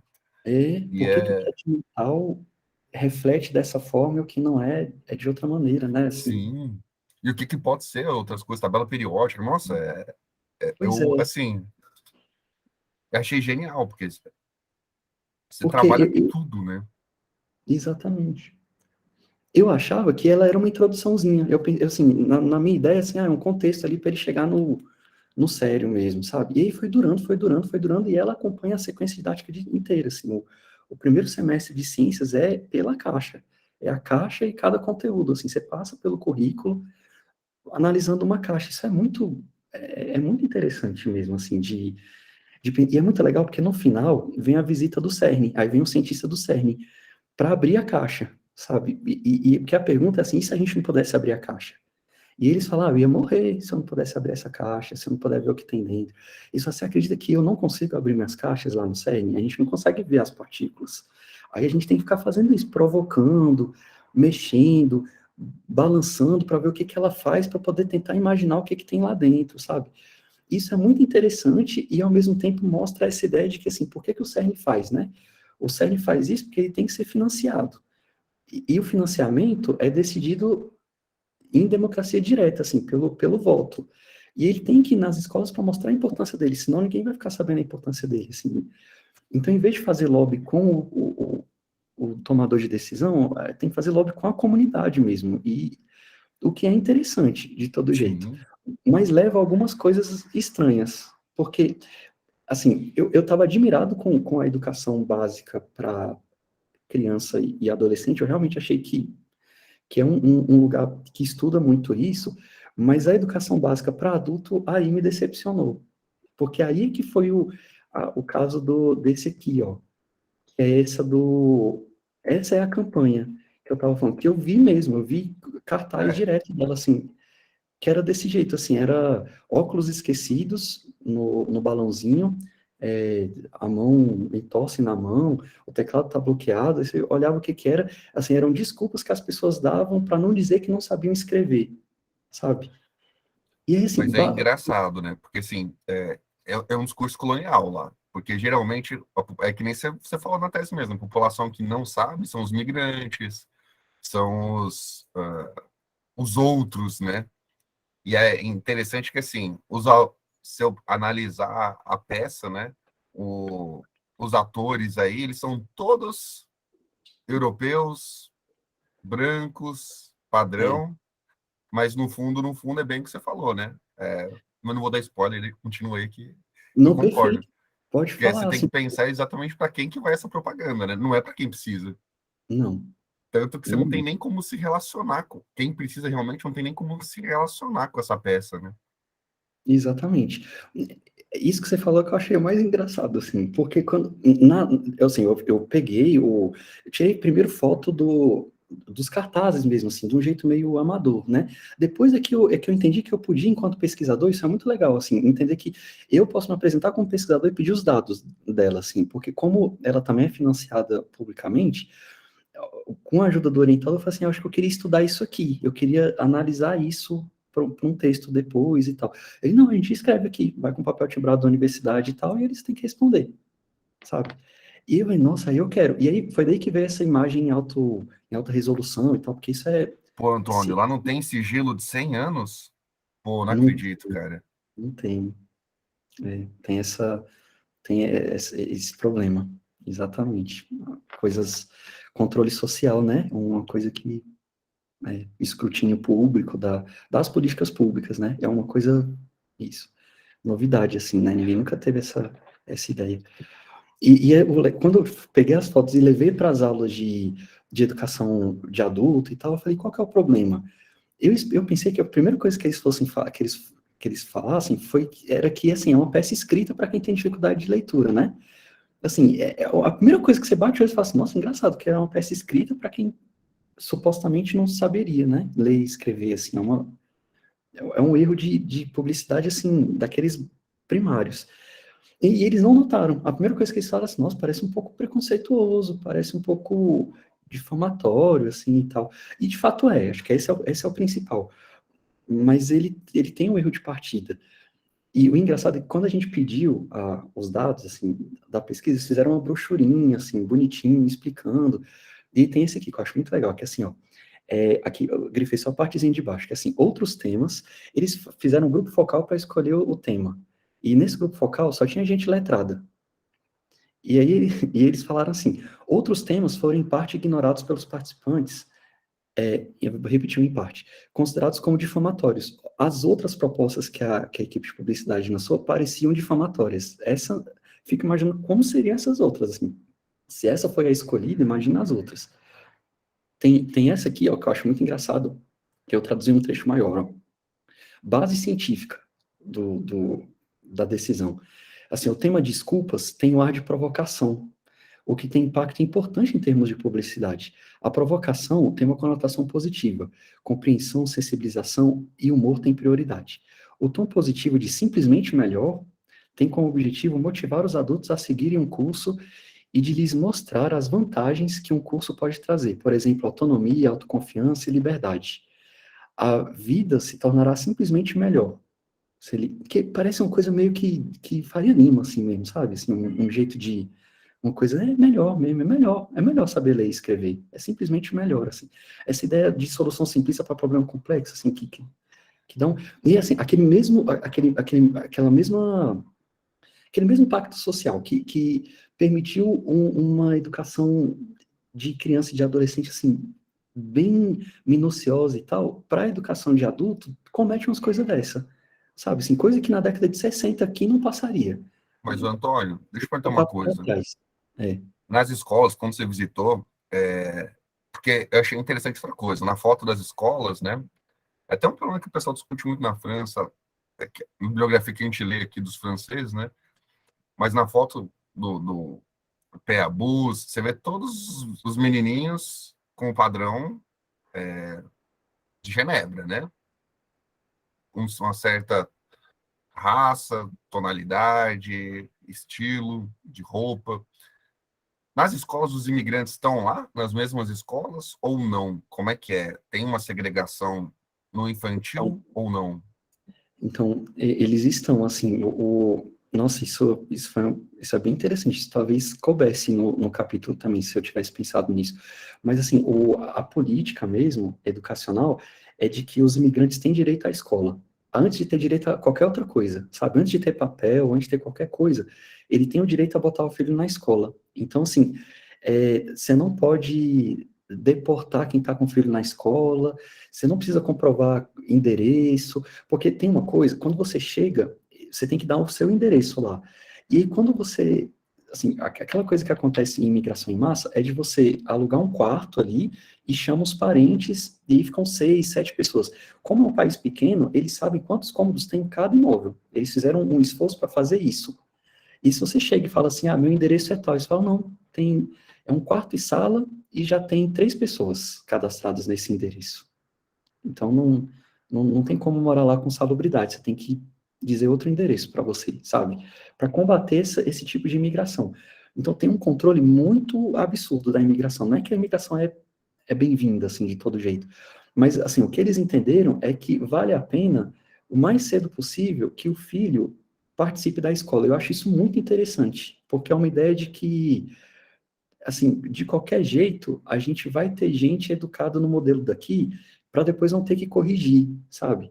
E aí é uma ideia que as escolas são pontos mesmo de, assim, o professor ele não pode denunciar alguém que ele está percebendo que não tem papel e tal, ele tem que preservar, inclusive, a criança lá. E eu acho muito interessante, porque eu acho que isso é uma resistência desses grupos que estão há mais tempo, assim, desse professor, por exemplo, que me chamou, que ele achava engraçado, porque é isso, né, assim como no Brasil a gente vê também que tem um bolsonarista e tem Paulo Freire, assim, o mesmo país conseguiu formar essas duas pessoas, né? Então, lá também, assim, é interessante ver o que, assim, é um professor que me chamou pensando nisso, pensando assim, acho que você vai ter coisas para dizer. E eu pensei, nossa, mas eu não vejo o que eu posso dizer. Ele vai ter, você vai ver. E ele falava isso, ele falava que tem esse negócio. Mas a gente, na educação, quem pesquisa educação e tal, não deixa, assim, a escola, não vai ninguém evitar que filho de imigrante possa entrar na escola. Isso é bem interessante, porque outras coisas, por exemplo, os cartazes que circulam na rua, olha só, isso aqui, por exemplo, isso aqui é o partido de extrema-direita, e ele faz cartazes desse tipo, sabe assim, por mais segurança, aí tem umas ovelhinhas brancas chutando a ovelha negra da Suíça, sabe? Assim, naturalizar a imigração em massa, não, sabe? E aí o passaporte suíço, que para eles é a coisa mais preciosa, assim, a última coisa do processo de naturalização é receber o passaporte. Assim, é uma coisa, e assim, e umas mãos que não são brancas, sabe, disputando esses passaportes, assim, então, existe assim, nessa parte protofascismo, de fascismo profundo que tem enraizado nas sociedades, tem isso aí também. E, assim, nos campos em que é majoritariamente decidido por pessoas que ocupam esses espaços, não tem espaço de imigração, por exemplo. é combatido de todo jeito. E nos espaços educacionais a gente vê que é o contrário. Então, eu enquanto estrangeiro, eu nunca fui uma pessoa que sofreu preconceito. Eu sou um homem, no Brasil, né, socializado como branco, cis, hétero e tal, assim, eu sempre fui privilegiado. E lá eu pude viver a experiência de não ser, e de entender que tem espaços que eu não era bem-vindo, que tinha coisas que eu não podia falar. Tinha coisas que, assim, o professor explicou quais eram os partidos de direita e de esquerda e tal, e eles estavam na rua, porque como a democracia é direta, é plebiscito para qualquer coisa. Então, você está andando na rua, aí o moço perguntou assim, você é suíço? Aí eu vi o cartaz da UDC, eu falei, nem suíço, nem de direita. E segui. E o meu amigo que estava do lado, ele falou, você é doido, você sabe? E eu olhei para trás, estava a pessoa, sabe, assim, xingando e tal, e aí depois ele ficava contando essa história. O Antônio foi falar para a UDC que não era de direita, que nem era suíço, não era de direita. Então, eita, sabe, porque assim, tem espaços que eu sabia que eu não... Quando você viaja e vai para o interior, que é o pessoal que é agricultor e tal, que tem uma ideia de que o emprego está ameaçado, de que a própria ideia de que vão comprar o produto dele em vez de comprar dos outros países que exportam matéria-prima, eles não gostam nem dos países que exportam matéria-prima porque disputam mesmo. Assim, o agricultor não gosta de brasileiro porque chega produto brasileiro e disputa a venda com ele, assim. Então eu sabia que tinha lugar que era bom não ser engraçadinho, assim, não ser, tentar, que é o que o não privilegiado aprende muito rápido nas sociedades, assim, né? E que eu, por ter vivido uma socialização toda privilegiada, eu era bobo nisso. Eu achava que eu ia ser bem-vindo em qualquer lugar, assim, e isso é um choque também, de todo jeito, porque existe as duas coisas. Eu ia mostrar só assim, eles dizendo que foi um sucesso, porque o tráfego no site subiu nos meses de campanha. Assim, foi de 0, que não existia site antes, para 300 acessos diários, assim. Tá? Esse aqui é o número de ligações que eles receberam. Em setembro foram 50 na Suíça que fala alemão, 45 na que fala francês e 20 na que fala italiano. E que a média antes disso, dessa linha, era 50 na Suíça toda, na soma da Suíça toda. Então aumentou de 50 para, sei lá, 100. Foi o aumento da campanha. E a campanha custou caro. E se você, assim, primeiro que tinha que descontar minhas ligações, porque eu liguei nesses meses aí, sabe? E as minhas estavam aqui também. E segundo, que assim, se você pegasse o dinheiro, a gente fez essa conta, se você pegasse o dinheiro investido na campanha e dividisse pelas ligações e pagasse para quem ligava, teria dado mais ligação, sabe? Não faço campanha nenhuma, tá aqui, ganhe 10 aqui, unidades aqui de dinheiro se você ligar para a linha direta. E acho que teria sido uma campanha com o custo-benefício melhor, assim. E o que mostra que, assim, Paulo Freire tem muito mesmo o que ensinar. Quando ele fala, você tem o que ensinar, eu achava meio esquisito. Mas depois eu percebi, nossa, isso que pra gente é muito claro, não é. Que é adulto. Uma coisa também que quando você falou da escola e tal, da visão francófona, é muito interessante ver que eles separam a escola e o adulto. Os grupos de educação profissional, eles dizem o tempo todo, assim, diferente da escola, né, aqui a gente não pode se chamar de didático, porque a gente não dá aula, a gente não é escola, a gente é formação de adultos, sabe? Como se a escola fosse só para criança. O que faz, assim, com que o prédio de educação de educação de adultos é diferente do prédio de didática de disciplina. E os autores são diferentes, assim, eu fui usar o Chevalier, que é aquele do triângulo didático, junto com o Freire. Eles falaram, nossa, mas esse está misturando o autor da didática com o autor da formação de adulto. Eu falei, a EJA já misturou, assim, o que eu pesquiso é a educação de adulto na escola, e o esforço é mostrar que a escola é deles também, que a escola não é só para criança, né?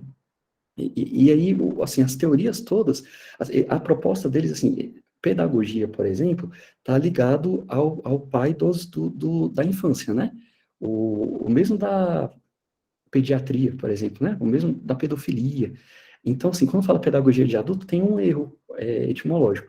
E eles respondem, os teóricos de lá respondem a isso, dizendo que a gente tem que fundar a adultagogia, que é uma pedagogia só para adulto, sabe? Como se fosse e autores da pedagogia e autores da adultagogia, como se fosse, e é como se eu estivesse juntando o Chevalier da pedagogia com o Paulo Freire da adultagogia para eles, assim, tem essa separação bem, que a EJA mistura, né? E isso eu não sabia quando eu cheguei. Quando eu ia falar da EJA, eu falava do jeito como eu falei para vocês, e aí as pessoas falam, mas você está misturando, você está infantilizando. Quando eu falei que vinha muito da infância deles, é absurdo, você está infantilizando adulto. E eu não percebi que o que eu queria dizer eu não estava conseguindo dizer, né? Por falta de linguagem e por falta daquilo que a linguagem se coloca, que é no substrato social mesmo, né? A linguagem se faz no... E, assim, eu só fui melhorando a linguagem nesse sentido quando eu fui entendendo as diferenças, para depois chegar numa fala sobre Edge, poder explicar, falar assim, lá tem isso, por isso que a gente traz isso, os autores a gente não separa, porque não tem como pensar neles separados. E demandava um tempo. Aí que eu percebi que o meu problema do tempo era um problema de contexto mesmo. Se quando falavam, você tem 20 minutos para falar, eu falava, não vai dar, não, se eu fosse só falar do trabalho, talvez desse. Mas se falar da tese em 20 minutos não dá, porque eu tenho que falar do Brasil antes de falar da tese. Então, se me der 30, eu falo 10 minutos do Brasil, 20 da tese. E, assim, era engraçado, porque era uma coisa que eu sabia que 20 minutos só da tese só ia dar para confundir a tese e entender que tem que tem outra coisa que precisa vir antes, assim, né? É, assim, eu ia falar das notas, que eram essas, assim, sobre um contracolonialismo no final da tese, que é esse contracolonialismo dos países do norte em relação aos países do sul, né, que o capítulo 6 deixa marcadinho, mas também da universidade sobre a escola, que é essa discussão de que a universidade pensa, a escola faz, como se fosse uma separação entre cabeça e corpo, que a EJA, ela mostra uma outra coisa, assim, dos conhecimentos da ciência sobre os conhecimentos dos estudantes, das modalidades regulares de educação sobre as modalidades minoritárias. É muito legal imaginar que o que é exceção ensina o que não é, né?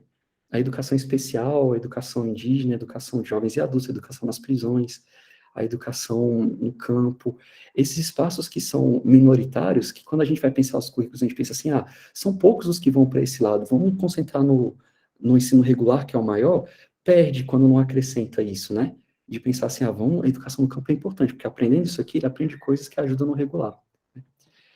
E das metodologias do distanciamento sobre as metodologias da subjetividade, que a subjetividade tem espaço também nas pesquisas, assim, é uma coisa que a EJA demanda.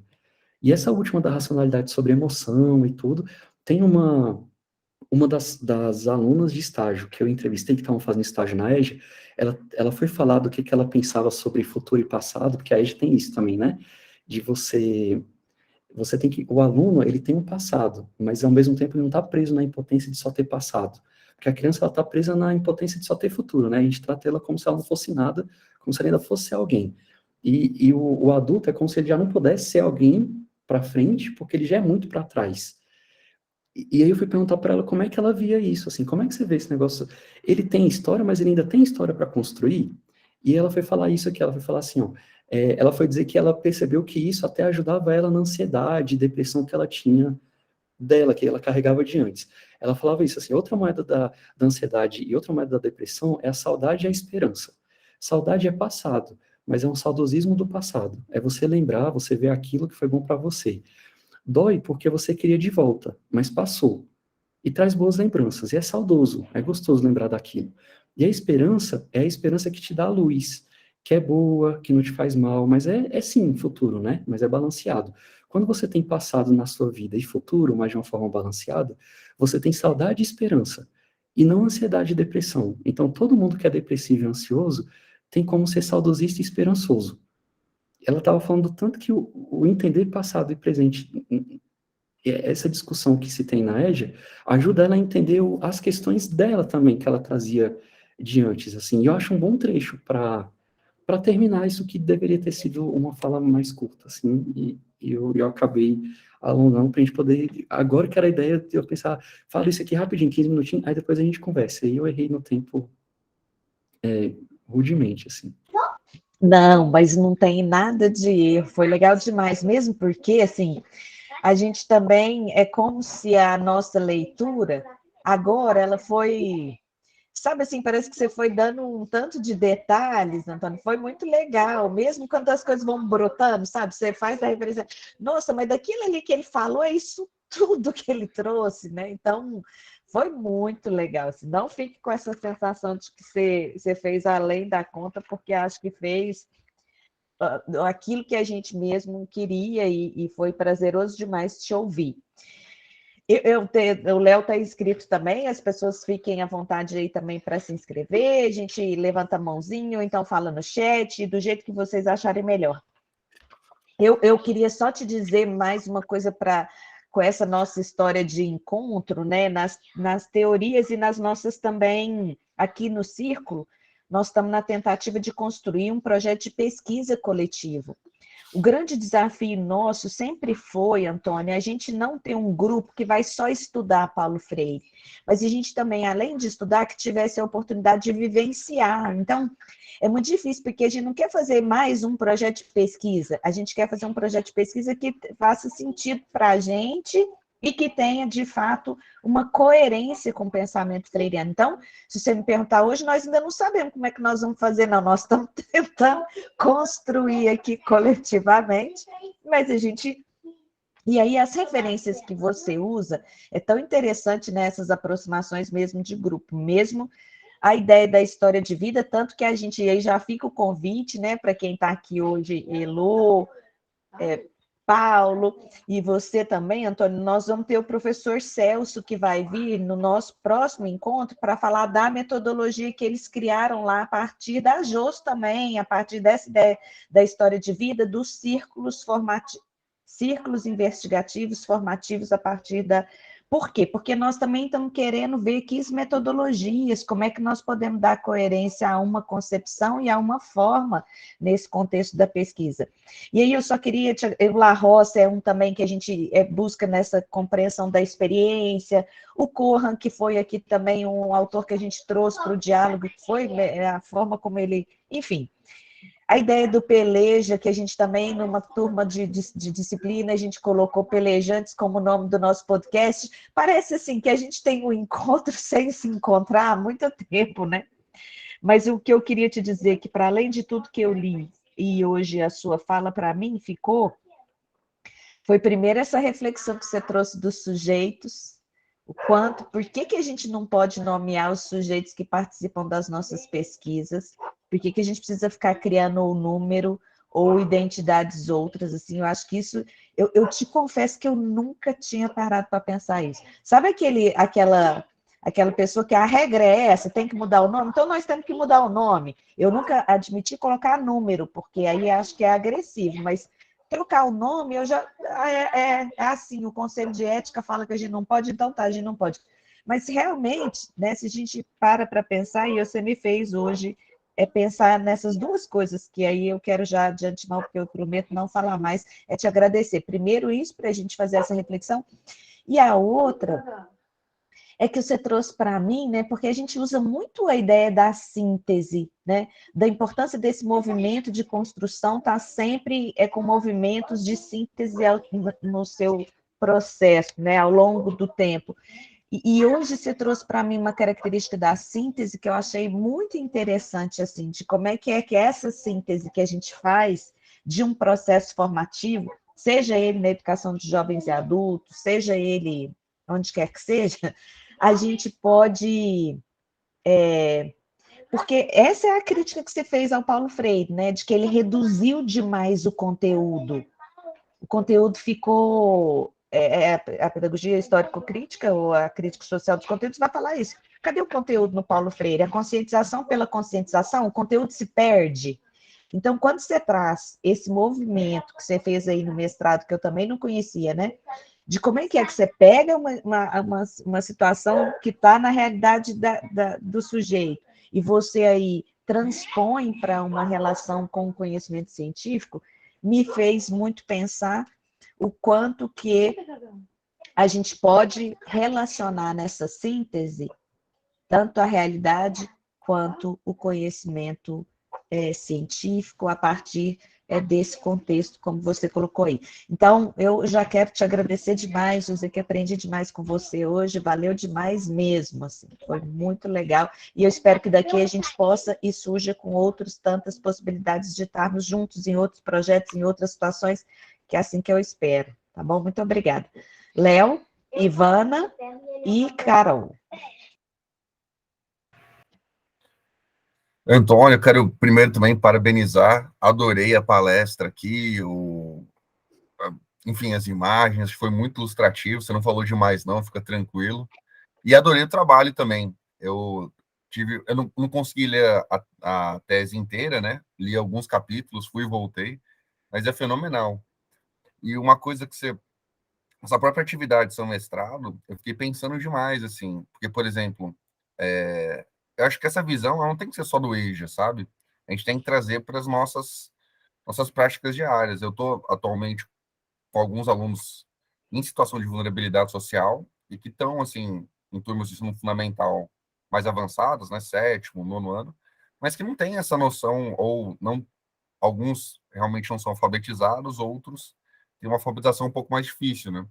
Então, é difícil você lidar com aquela visão de conteúdo e de ir para frente quando você tem outras situações que precisam ser trabalhadas primeiro, né? Eu gostei demais da atividade, eu tô até pensando em dar uma adaptada e trazer para minha realidade também isso. Achei muito bom esses três momentos, né, de trazer primeiro uma narrativa, uma história pessoal e depois ir ligando com o conteúdo, né, científico, para depois tentar fazer a síntese do ponto de vista do estudante. Achei maravilhoso. Parabéns, viu? Obrigado demais. Assim, pode ir comentando também, antes da Ivana e da Clarice. Então, é muito interessante isso tudo que vocês trouxeram, assim, a ideia que isso, assim, do conteúdo, ele é adaptável mesmo para qualquer assunto, e eu realmente acho que foi com animais porque foi com animais, era o que estava para jogo ali naquele momento, mas podia ser com qualquer coisa, né? E eles trazem um conhecimento deles, assim, e é muito interessante, que eu acho que é o que dialoga com a coisa que a Camila falou, de que, de fato, assim, era muito legal eles perguntaram assim, o que que é, para construir, por exemplo, o conceito de felídeo, dava para pegar, assim, teve gente que trouxe vários animais, assim, teve muita gente que trouxe animal doméstico, era o mais comum, de todo jeito, né? Então a gente aprendeu muito sobre os domésticos, porque era o que mais pessoas tiveram histórias com eles. Mas assim, se alguém perguntasse o que é felídeo, ela tá dizendo que é um felídeo. Ela fala, quem mais tem felídeo, sabe? Aí a pessoa da onça falava assim, o meu também tem, o meu também tá dizendo que é felídeo, sabe?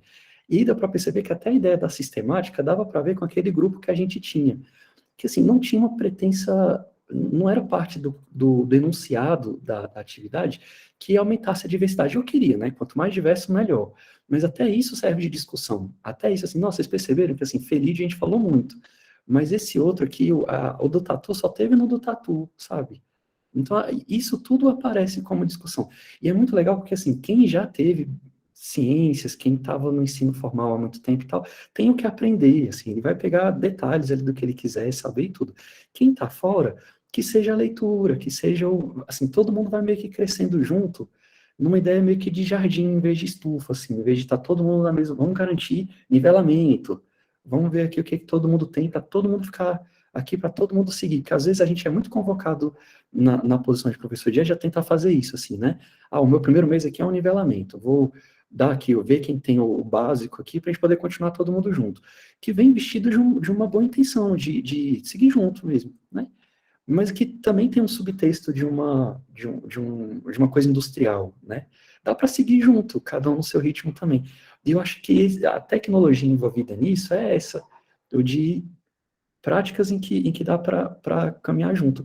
Mas é É surreal, muito. né? E é muito automático isso. Eu tô falando isso porque, assim, acabei de começar numa escola nova, minha Diri tá até aí, ó, Adriana. É, e assim, minha primeira prática foi justamente isso, né? Eu vou fazer uma diagnose. Então, assim, eu começo a, tipo assim, trabalhar o que eu preciso, o que eu tô querendo que eles trabalhem. Quero ver leitura, quero ver interpretação de tabela nesse sétimo, quero trabalhar como é que tá os conceitos de átomo no nono, e ver como é que tá, primeiro, o que eles conseguem fazer, o que eles têm dificuldade, né? Mas é engraçado, porque automaticamente, eu não sei se é uma deformação na biologia, né? A gente sempre pensa primeiro na média, né? Justamente esse nivelamento, né? Qual o ponto médio que eu vou começar a trabalhar e para onde eu vou, né? É, É isso é muito muito, isso é muito legal automático. mesmo. Porque a diagnose é legal. A diagnose, assim, eu acho que eu não falaria nunca mal da diagnose. Mas, assim, o primeiro texto é uma diagnose, né? Assim, dá para eu saber quem escreve, quem tem dificuldade de escrita, dificuldade técnica na escrita, mas assim, dificuldade para escrever também, que fica, não gosto, eu não... Isso é diagnose também. Tem, assim, não precisa ser um teste, pré-teste, né? Uma coisa, mas é uma diagnose. A ambientação, a escuta é uma diagnose, né? E chegar a escutar e aí, assim, é um ponto de partida também para uma prática, assim, nem, a diagnose eu acho ela interessante, só para me esquecer de falar, que eu acho o anonimato importante também em alguns aspectos, né? Assim, eu não sou contra o anonimato. Teve gente que falou assim, eu sou igual ao Antônio, eu sou contra o anonimato. E eu não, pelo amor de Deus, assim, não dá para eu ser contra o anonimato, não. O anonimato protege a integridade física da pessoa em várias pesquisas, assim. Eu trabalhei no colégio militar, né? Eu precisei dar entrevista de denúncia e tive que recorrer ao anonimato. Depois eu entendi que, nesse contexto, o anonimato me desprotegia, porque tinha como eles saberem que era eu, e aí eles iam atrás assim, eu falava pro professor de biologia, era um professor de biologia homem no colégio, assim, dava para saber que era eu. Então eu percebi que era melhor falar, eu, Antônio, estou dizendo, porque se viesse uma represália, aí eu poderia associar, a represália veio depois de eu ter dado a entrevista, sabe? Eu entendi que o anonimato me protegia, desculpa, o não anonimato me protegia, e o anonimato pode proteger em outras situações, né? O que eu acho que fica disso, assim, o que eu adotei para as minhas práticas, que eu converso com os conselhos de ética, é que quem define os termos da participação é o participante. Então, assim, na hora do termo de consentimento livre esclarecido, eu falo assim, se você quiser que seu nome apareça nas publicações, inclusive como autoria, porque, assim, é como se eu, em vez de falar mal do anonimato, é acrescentar o reconhecimento de autoria como um fator também, que o participante pode ser autor do trecho em que ele participe. E como eu não posso quebrar a autoria, que é um princípio ético também, essa saída é muito boa, porque de fato eu não posso dizer que uma fala é de João se ela é de José, isso é antiético. Então, eu também não posso dizer que Gessuí é Joana, porque eu também estou quebrando a autoria dela sobre a história dela. Então, no termo de consentimento livre esclarecido, eu também explico isso. Eu falo assim, se você achar que você se sente mais confortável pelo anonimato, você pode marcar aqui, anonimato, inclusive eu coloco um espacinho para ela escolher o nome fictício que ela quiser, sabe? Porque, enfim, já que eu ia ter que escolher aleatoriamente mesmo, tem fórmula para isso, eu acho engraçado não tem fórmula para isso, porque alguém um dia me perguntou, uma orientando perguntou assim, tem uma fórmula para escolher nome fictício? Eu falei, nossa, se tivesse, a pessoa podia fazer a fórmula ao contrário e saber o nome da pessoa, assim, é bom que não tenha, né, de todo jeito. E aí, não tem fórmula para isso, aí a pessoa escolhe mesmo, ela fala, eu gosto de tal nome, eu coloco. Teve um participante de uma outra pesquisa que ele falou assim, posso botar meu nome de drag? Eu falei, nossa, demais, assim, fica até interessante para o que você está falando, conversa com o que você está dizendo. E aí, se quiser escolher o próprio nome, escolhe qual nome, qual sobrenome, só o nome, sobrenome não, professor, tudo bem. Sabe? Eu quero ser chamado pelo meu segundo nome, não pelo primeiro, tudo bem. Eu quero nome e sobrenome, porque isso aconteceu também, eu sou um professor, eu quero que... Isso acontece muito, olha que coisa, quando a gente, pesquisador, vai na escola e vê uma prática de um professor, olha que crime é você botar um nome fictício. É a prática dele. Ele é um professor, ele quer que a tecnologia que ele construiu na escola chegue longe e que o nome dele chegue junto, que é o nome de quem fez, né? E ele falava assim, não, eu quero meu nome e meu sobrenome para a pessoa poder me achar. Se ela quiser conversar comigo e tudo, beleza, sabe? Então, é muito... O que eu tenho negociado com os conselhos de ética é isso, assim, é que nessas pesquisas, quem define o termo da sua participação na pesquisa é o participante, não o pesquisador, né? Especificamente, assim, e tem sido aceito. Tem sido assim. Legal, muito legal. Ivana?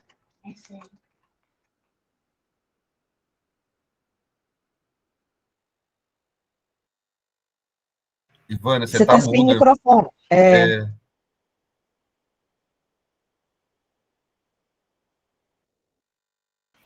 Tá sem som, Ele não tá te obedecendo?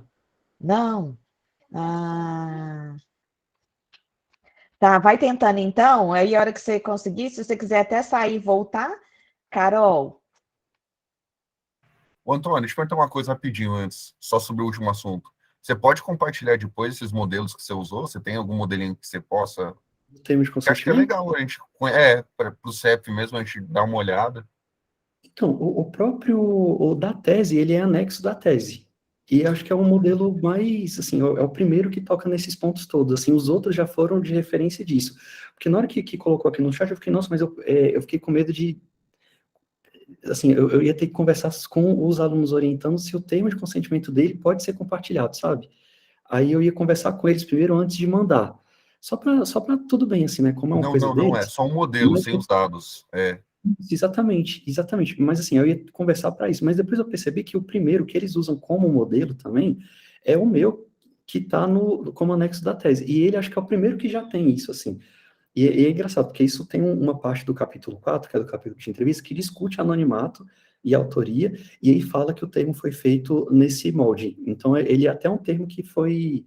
Ele é como se fosse um produto da tese também, né? Porque tem uma discussão prévia que chega nele. Então, acho que esse é o melhor, porque se você for olhar lá, no capítulo 4 tem porquê de cada parte, assim. Então, acho que é talvez o melhor. Se vocês não tiverem a tese inteira, não sei, né, se vocês... Eu não sei como é que vocês fizeram foi. Inclusive, depois eu queria saber como é que vocês chegaram na tese, porque a Camila não me pediu a tese. Vocês foram pelo repositório, quando você falou assim, a gente lê o capítulo 6, eu fiquei, eita, vocês foram atrás, eu não... Pelo repositório, nós achamos no repositório beleza, da UNB. Uhum. Carol. Bom dia, gente. Parabéns, Antônio. Foi muito bom.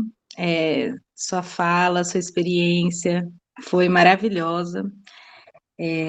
Parabenizo, então. E acho que também você trouxe dois pontos muito importantes, além da prática, né? Que eu acho que assim, a sua prática é muito bacana. Acho que a gente pode tirar muitos elementos dela. Eu sou professora da educação básica e acredito que, né, a gente pode tirar muitos elementos dela.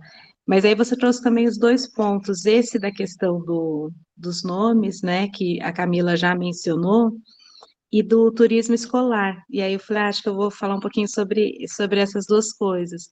A primeira realmente uma dificuldade que a gente vem tendo, né, de colocar os nomes das pessoas, e aí quando a gente pensa na identidade, né, dessas pessoas, na construção identitária delas, e no significado disso para as pesquisas, né, o quanto seria importante, a gente se esbarra mesmo com as questões do comitê de ética. Eu tive esse problema no mestrado, porque eu trouxe 9 experiências que eu considerava exitosas na avaliação formativa, na escola que eu trabalho, e eu não pude, né, mesmo justificando, as pessoas autorizando, o comitê de ética não permitiu. Então, a gente teve que inventar um nome.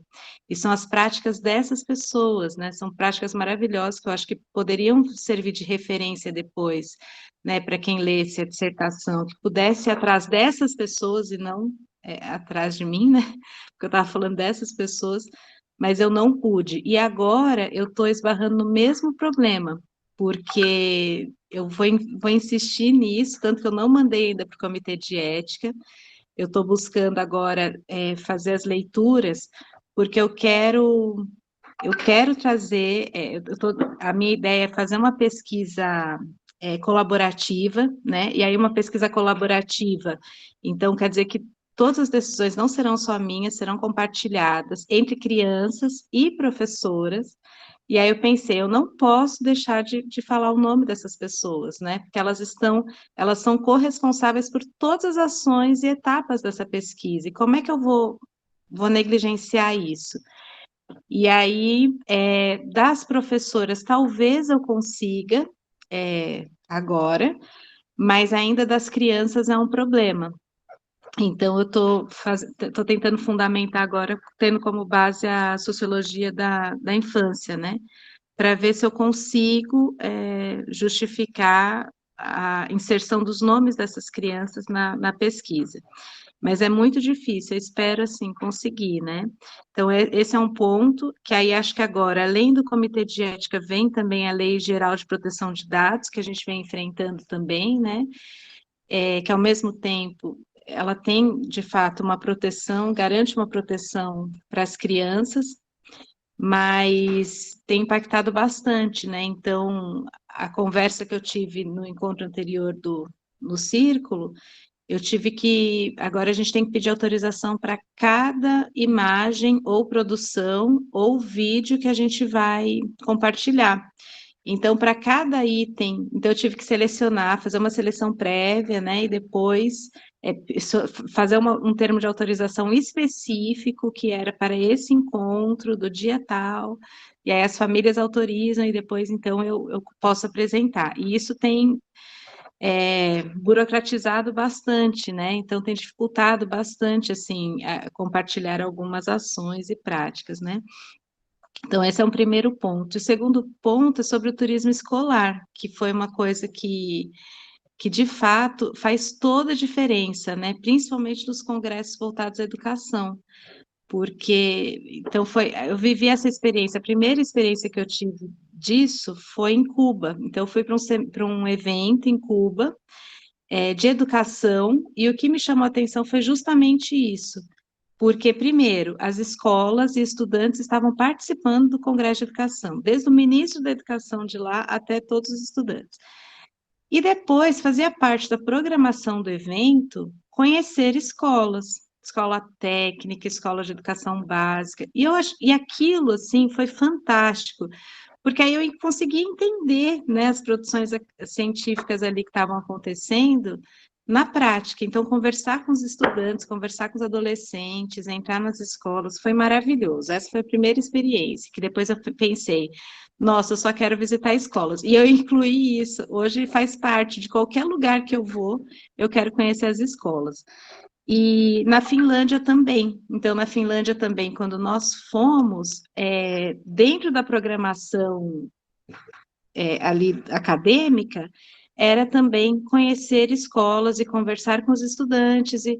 Então, é um outro viés. Eu pensei que, eu acho que são 2 desafios que a gente tem aqui no Brasil, né?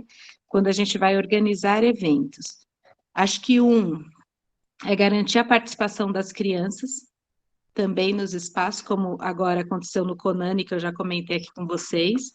Então, como é que a gente garante espaços de discussão de alguns temas com crianças e adolescentes, né, concomitantemente com os eventos acadêmicos, e também como é que a gente insere esse turismo, é um estudo de campo, né, nas escolas, sabe? Porque eu acho que são experiências bem legais. Acho que esse é um desafio, assim. É isso. E parabéns de novo. Obrigada, Carol. Ivana, será que agora você consegue? Vamos ver. Estão me ouvindo? Sim, estamos te ouvindo. A minha internet está bem instável aqui. Eu queria fazer um comentário rápido. Antônio, eu não li o seu texto, né? Estou chegando no grupo assim mesmo. Então, eu vou fazer um comentário a partir da sua apresentação e uma pergunta. Então, eu trabalho aqui na Universidade Federal dos Vales do Jequitinhonha e Mucuri, em Diamantina, que é uma região de montanhas, né, na Serra do Espinhaço, limitando aí a parte, digamos, nobre de Minas Gerais com a parte, entre aspas, considerada pobre de Minas Gerais, né? A gente é a primeira universidade na parte pobre de Minas Gerais, Universidade Federal. Para vocês terem uma noção, então eu trabalho com a licenciatura em Educação do Campo, numa equipe que não teve na sua formação, né, esse estudo do Paulo Freire. A gente veio, né, no contexto aí das nossas vidas, se envolvendo com isso. E para mim é muito rico na sua apresentação, então eu também sou bióloga. E aí, quando você coloca, né, e para mim o rico do Paulo Freire é esse movimento de respeitar uma hierarquia, ou seja, o professor tem sim uma responsabilidade, tem sim um poder, mas ao mesmo tempo ele está no horizontal aprendendo junto.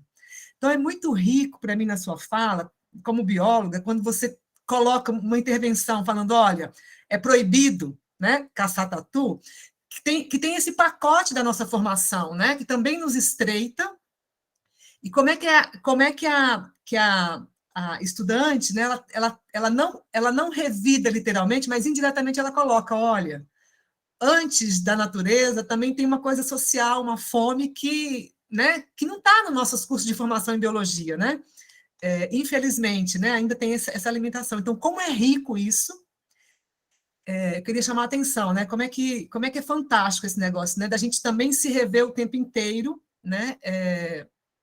e chegar nessa riqueza da horizontalidade das relações, né? Mesmo reconhecendo as hierarquias aí. Então, isso é um ponto, e eu queria perguntar para você, nessa experiência, porque na educação do campo aqui, um grande desafio é trazer o planejamento para o coletivo, né? Então, além do professor, é também desafiador. Como é que eu trago essa experiência do Freire para a sala de aula, na minha experiência mais individualizada, mas também qual é o desafio? Então, eu pergunto isso. Nessa sua experiência do EJA, eu não li o seu texto, né? Mas se teve algum olhar para esse coletivo dos profissionais que estavam trabalhando com aquela turma, com aquela escola, né? Porque, para mim, isso é um grande desafio nas nossas formações também. A gente não é preparado para esse diálogo e o planejamento coletivo e o olhar isso mais de forma conjunta. Queria te fazer essa pergunta, né? Vou ficar só por aqui por causa do tempo, né? Porque eu também tenho uma experiência rica sobre essa coisa da autoria, mas a gente conversa isso para frente. Era isso. Nossa, é interessante, né? Como muita coisa abre muita conversa mesmo, né? De fato, o tempo da conversa tinha que ter sido... Enfim, eu ainda estou envergonhado com a ideia do falar muito. Eu vou até parar de falar da vergonha que eu estou para não aumentar. Mas, assim, é muita coisa rica mesmo para a gente conversar, assim, porque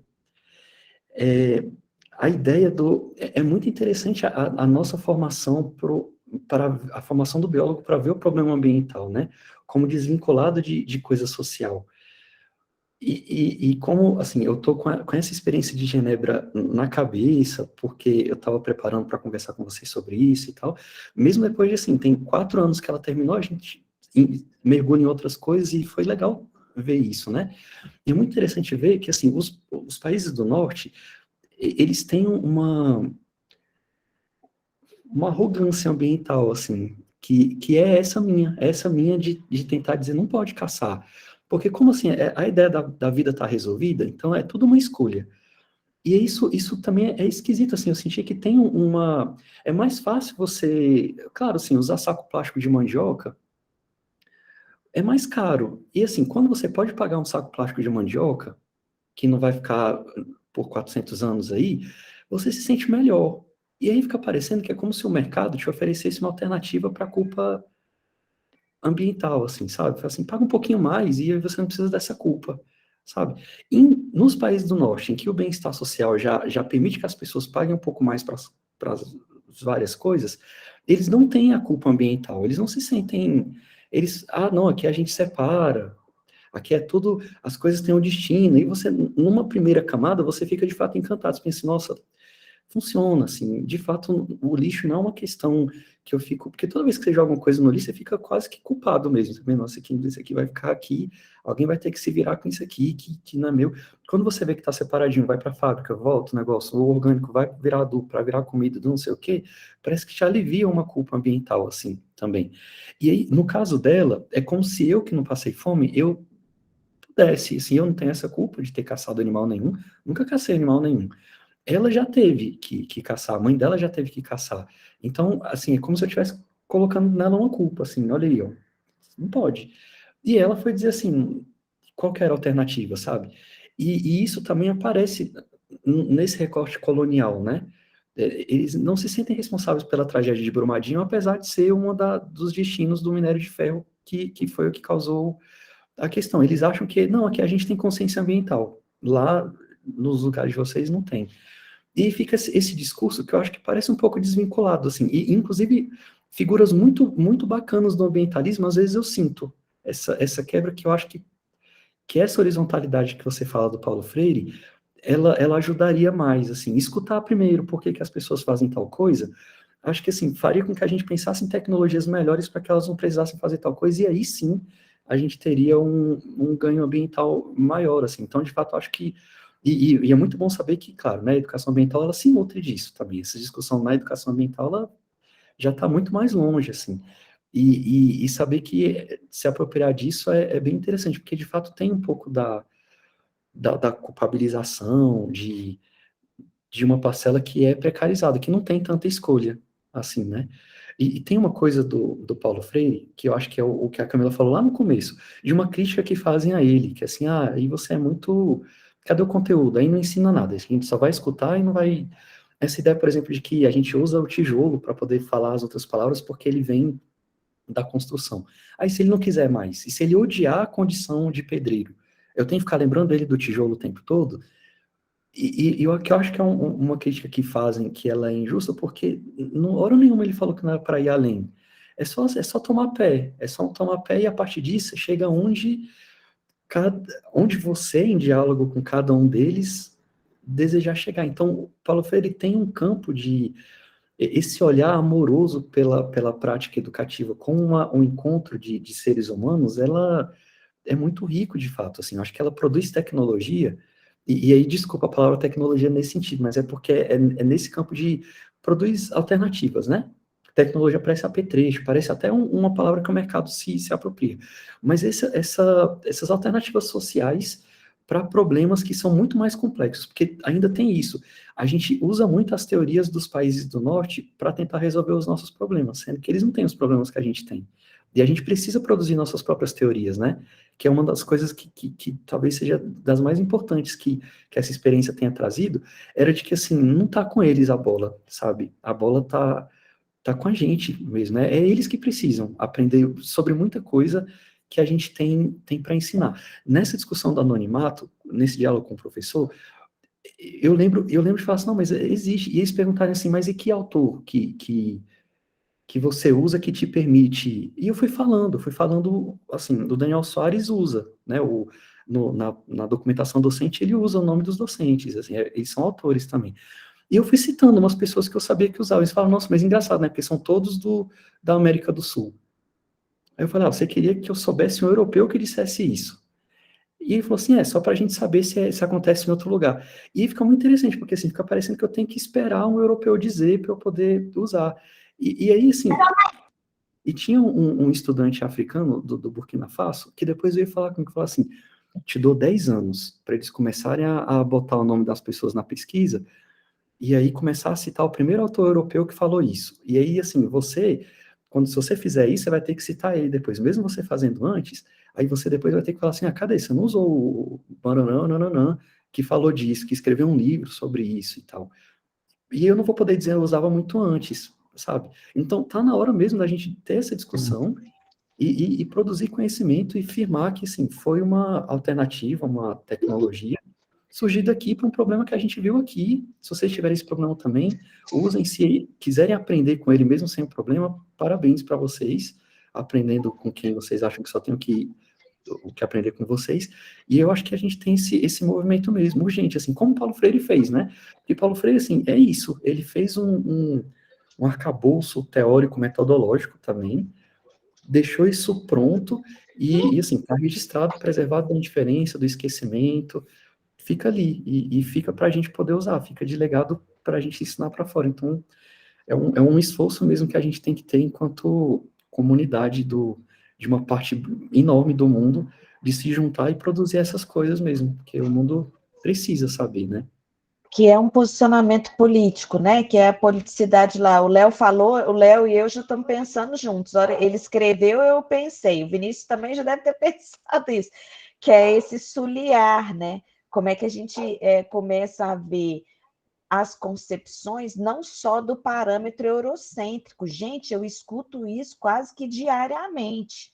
Quem é o autor que você usa? Porque assim, parece que usar só Paulo Freire é muito pouco, você precisa ter alguém mais. Quem é que vai te dar sustentação? Porque o Paulo Freire não dá conta. Olha, como não dá conta da concepção da categoria que eu estou trabalhando? É ele que eu estou trazendo para o debate. Então, eu de verdade acho que esse ainda é um caminho nosso longo, mas é muito bom ir encontrando, eu acho que é isso que é o movimento aqui, né, Antônia, assim, com a sua presença, encontrando os pares. A Carol fala muito disso, né? Como é que a gente, nessa perspectiva que a gente pretende, o trabalho coletivo ele é fundamental, é super difícil, mas é fundamental. Então, quem são os nossos pares? E encontrando pares nessa trajetória é muito importante, porque aí é isso, a gente vai fortalecendo os grupos, fortalecendo os coletivos que existem e dizendo, olha, nós entendemos ser importante ter autores aqui desse lado de cá, que também tem o que dizer, que também tem produção, que também tem, né, não é só ouvir o que de lá vem, né, mas aqui isso eu acho que nós vamos viver gerações para fazer essa transformação, não é? Mas então, aquela coisa que tudo que é bom chega ao fim, não é? E a gente, infelizmente, eu acho que tem que encerrar esse momento. Eu, de verdade, acho que a gente ainda vai ter outros e tantos tempos aí juntos. Então, eu vou passar a palavra para a Alana, para a gente fazer o encerramento, e também peço aí que quem puder ligar as câmeras para a gente registrar o tempo e o momento aqui que tivemos com o Antônio, e depois a gente passa para o Antônio para ele falar um tchau para a gente também. Pode ser? Lana? Eu ia te lembrar, Camila, que quando você agradece ao Paulo, toda vez que você fala assim, queria agradecer ao Paulo e tal, o Paulo é a Renata, ela tá com o nome do Paulo, que entrou na conta dele. E ela falou que estava sem câmera. E aí teve umas 2 vezes que você falou, eu tenho que lembrar que o Paulo é a Renata. E depois, quando ele respondeu, eu esquecia. Você sabe que ela está aqui também. Perdão, Rê, é porque eu li aqui, eu li errado, eu li achando que era o Paulo, perdão, então. Ixi, é o Paulo, agora eu me dei mal. Não, mas tem a Renata lá, Ih, tá bom. O casal sinta-se sempre representado. Quando a gente fala Paulo, é Paulo e Renata. Quando a gente fala Renata, é Renata e Paulo, viu? Lana. Então, primeiro, assim, eu queria agradecer o professor Antônio, assim, porque foi um momento muito rico, assim, tô igual o Leonardo, eu fui ouvindo, fui pensando na minha prática também, algumas coisas para a gente, né, a gente está sempre, a Clarice falou muito bem, né, se revisando, se repensando, e esses encontros que o círculo nos possibilita, assim, são muito bons para isso também. A Camila me pediu, né, para eu ler aí um poeminha que, quando ela fez aquele formulário com a gente lá, encaminhou, né, eu coloquei esse poema, é algo assim que eu sempre trago comigo. E acho que para esse momento que a gente está vivendo também, ele é mais do que, sim, para mim representa muito esse momento que a gente está vivendo no país também. Eu vou projetar aqui ele para facilitar, viu? Só um minutinho. Vocês estão visualizando? Sim. Então, é o poeminha do Contra, né? Do Mário Quintana. Ele diz o seguinte, né? Que todos esses aí que estão atravancando o meu caminho, eles passarão, eu passarinho. E, assim, achei bastante interessante, porque depois eu fui ler um pouquinho sobre ele, né? No momento que ele escreve, período da ditadura militar, e aí falando que alguns motivos que levaram ele a escrever esse poema, né? Esse poeminho aqui. Primeiro, a questão de que ele tentou 3 vezes entrar na Academia Brasileira de Letras, e ele não conseguiu, e na época eles falam que poderia ser por questões políticas também, né? O fato dele não conseguir acessar lá a Academia Brasileira de Letras. E também o contexto em que foi produzido, no período militar, onde havia muita essa questão, né, de controle daquilo que se produzia e escrevia naquele período. E eu trago muito esse poema comigo, porque quando ele escreve isso, para mim representa muito essa coisa da esperança mesmo, de saber que mesmo nas dificuldades, né, a gente confiar no poder, na capacidade que a gente tem de enfrentar essas adversidades, superar isso. E eu acredito muito que a gente vai superar esse momento tão adverso que a gente está, desde 2018, vivendo aí, né? A esperança aí de uma mudança política. E quando eu escrevi pensando em todo esse... Escrevi não, né? Quando eu coloquei lá, quando foi solicitado, eu pensei muito nisso e também pelas histórias que a gente vai vivendo, a história, né, da nossa vida mesmo, coisas que a gente vai vivenciando, e isso me fortalece nos momentos difíceis, acreditar nisso, né? Nessa possibilidade da mudança, de que a gente vai superar, que isso é uma fase e que tudo vai dar certo ainda, né? Acreditar nessa capacidade nossa de superação constante. É isso. Obrigada, Lana. Antônio, então passo para você. Vi aqui que o Felipe está aqui, que é seu aluno também, fez um elogio aqui no chat. Felipe, bem-vindo.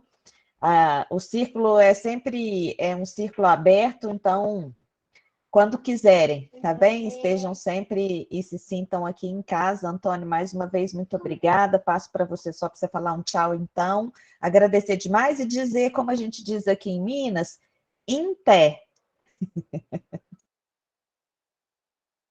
Nossa, eu agradeço demais, gente, mais uma vez, todo mundo, pela conversa, pela presença, pelo tanto que eu aprendi.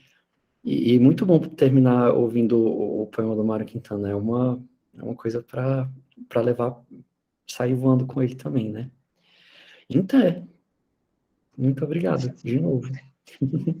Beijo grande, então, para todos. Beijo, obrigada, Lana. Vinícius, eu queria saber como é que foi a mesa, mas a gente conversa aí, vamos conversando por entre outros caminhos. Valeu demais, gente. Muito obrigada, obrigada, Antônio, Heloísa, Paulo, todos, gente. Obrigada. Traz aqui uns